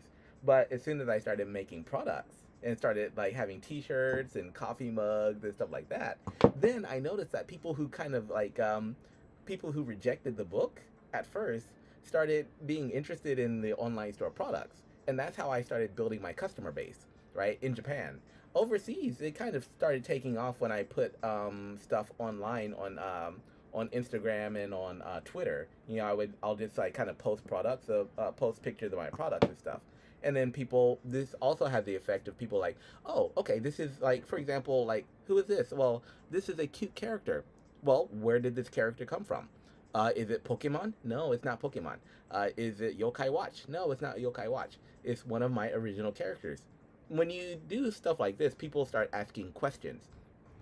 So if you are a writer and you are a creator, one of the best things that you can do is actually start putting stuff out there earlier that makes people start asking questions about what you're writing or what the project that you're working on.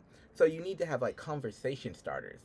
Um, Actually, you need conversation starters, even like probably more importantly than you need to actually write the book or write or have the characters. Now, or have products. So, making when it comes to making a book, conversation starter is essential, right? Um, Hold on. There was something. I'm getting kind of lost. I'm talking about two different stories now. So yeah. So what you need to do in order to like sell your book later is you need to get people talking about it.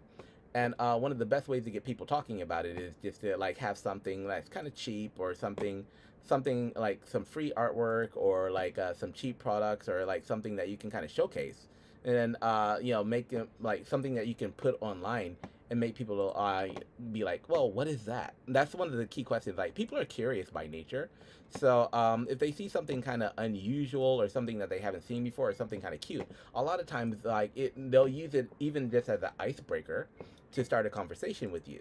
And so that's how I sold like started selling a lot of my products, right? People are just like curious and started asking questions, and I'm like, yeah, I'm a writer. Oh, you're a writer, we didn't know that, you know. And so I'm like, yes, I am, and I have an online store.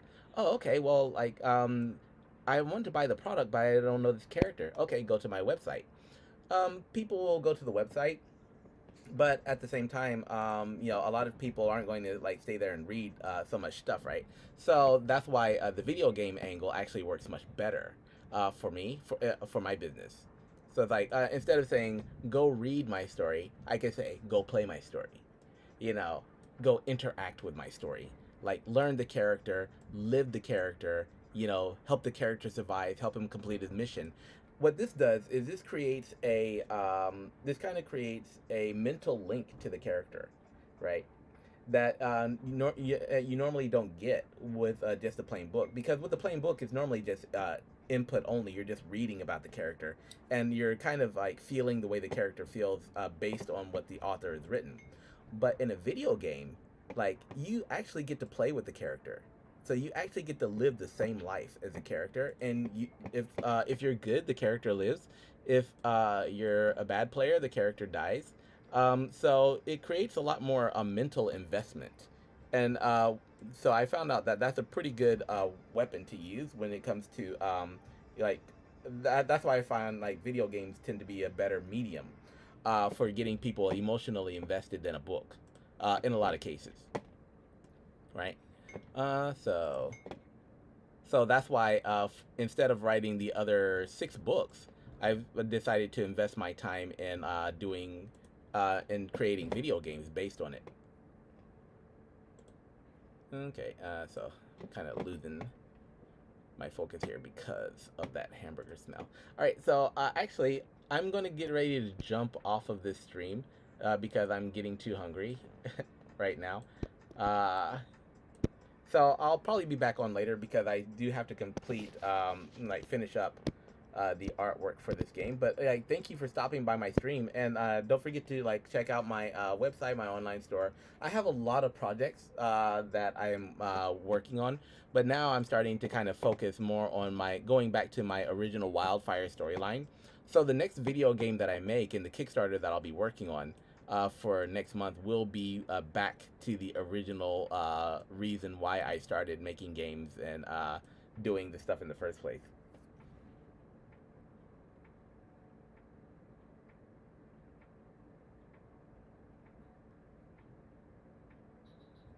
Yes, you are correct. Well, putting a pilot online is actually a very good idea. One, it creates it creates interest in your project. Two, it also defines ownership. So before, I don't recommend approaching any companies. Like when I created my book first, I started approaching companies, and advertise not advertisement. I started approaching agents and stuff because I wanted to make movies and make a TV series and stuff like that. So I was actually actively promoting that.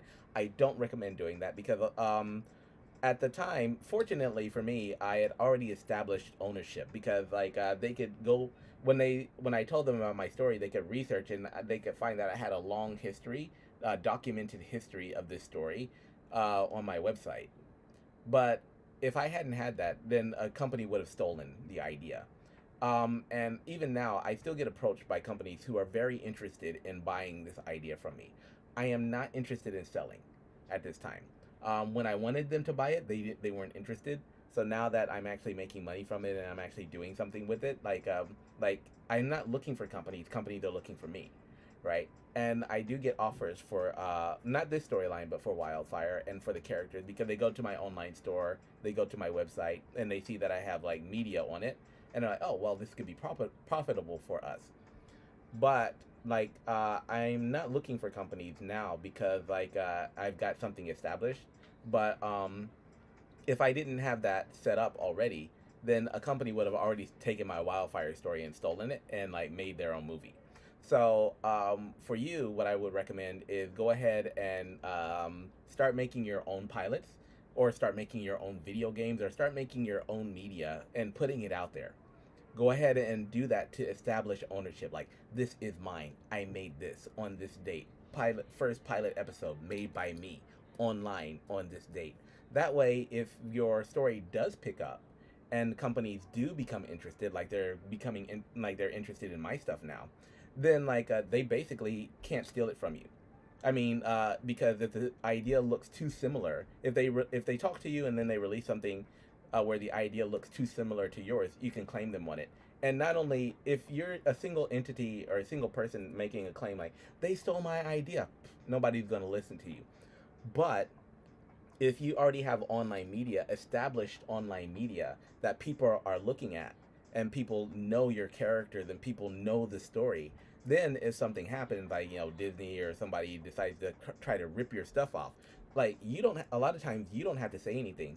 like the online community or people who are familiar with your work, they'll be, hey man, this looks exactly like your story, and they will notify you. That's been happening a lot lately, especially like on YouTube, where like like companies have tried to like rip off somebody's stuff, and people on YouTube who are familiar with this entertainer or their work, they would contact them like, hey man, did you sell your storyline to this company? No, I have. Like, well, they created something almost frame by frame exactly like your stuff, and then like these companies are getting in trouble about that for like just blatantly stealing somebody's stuff. So I do recommend that you go ahead and release your pilot as soon as possible to establish ownership of it, and that'll save you a lot of problems and give you more negotiating power in the future if you do decide to try to move forward with selling it or doing any kind of business with it. All right, so yeah, like go ahead and do your pilot. Do you have a website? If you have a website, send me your website link, because I would like to check out some of your work. But yeah, get your ownership on before somebody else like tries, like just to keep people from trying to claim your work is there. That does happen quite a bit, especially with agents. So that's why I don't work with agents. I've been contacted by like video game companies, like movie companies, even Netflix contacted me to see if I wanted to write a pilot episode based on my Ryukage storyline for them. Oh no, no, no! Do not. That's a big mistake. Do not wait until you finish stuff. Yeah, that's exactly what I was doing. Don't do that. Go ahead, make a website, make an Instagram account, make a Twitter account, and go ahead and start. I would recommend your website first because your website is definitely yours. It's something that you have ownership of. Do not wait to try to complete anything. Like that's the mistake that a lot of people make, and actually I'll show you an example very quickly. So let me save this. So I'm going to show you one of the games that I've created. Um, so like this is a game that we're currently working on. But before this game, I actually created a game called Quest of the Gummy Witch, right? And this game started. I started doing this game as a summer project for my kids back in 2018 because they were sitting at home and like my oldest son just wanted to play Fortnite all day and my youngest son was kind of not doing too much and the summer break was kind of long. And so they didn't have anything to do and I'm like, oh hell no, you're not just going to sit here and play Fortnite all for like 20 something days. So I started this project as a video game. I'm like, you guys are going to help daddy make a video game. So I went through their old drawings, like from when they were like in daycare and elementary school and stuff like that. And then I got a lot of their old characters. And I'm like, okay, we're going to make a video game using these characters.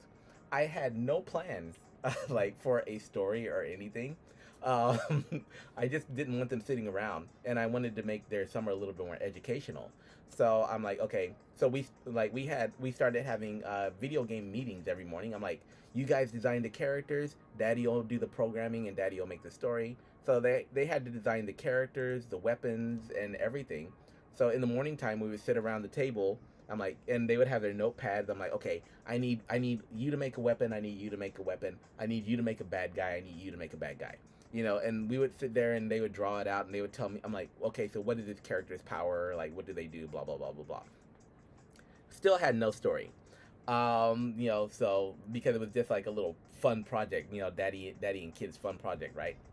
However, like, that when we came up with this character, I came up with this character, the main character. Her name is Giselle, right? But I noticed that their art was kind of cute, and I had already kind of made T-shirts from my WildFIRE stuff. So we had absolutely nothing done, right? But that still did not stop me from, like, even though we didn't have anything done, one of the first things that I did is, in order to boost their morale, is I actually created, where is it? I actually started creating a T-shirt, right? So as soon as we had one character like done, I made a T-shirt about this and I put it on my store. This T-shirt started selling even before we even released the game, right? Because people thought the character was cute, right? So, and that gave my kids a little bit of a boost of confidence. And so like they're as they started making characters, I'm like, I ordered this T-shirt for just for the family, so they still wear this T-shirt around the house, like for bedtime and stuff like that. But what that did is that gave my kids a little bit more of a boost to actually work more on the game. And so after a while, they started creating their own characters. I didn't have to ask them; they would just come to me, "Hey, Daddy, can this character go into the game?" And so from that came like even before the game was finished, we already were selling products based on the game. And then I created the story and stuff like that, right? So this beach towel actually was created by my oldest son. So this character was created by my oldest son. This weapon was created by my youngest son. This weapon was created by my youngest son. And then I just kind of stylized the character in order to make it a little bit more adult themed for this one. So you don't have to wait.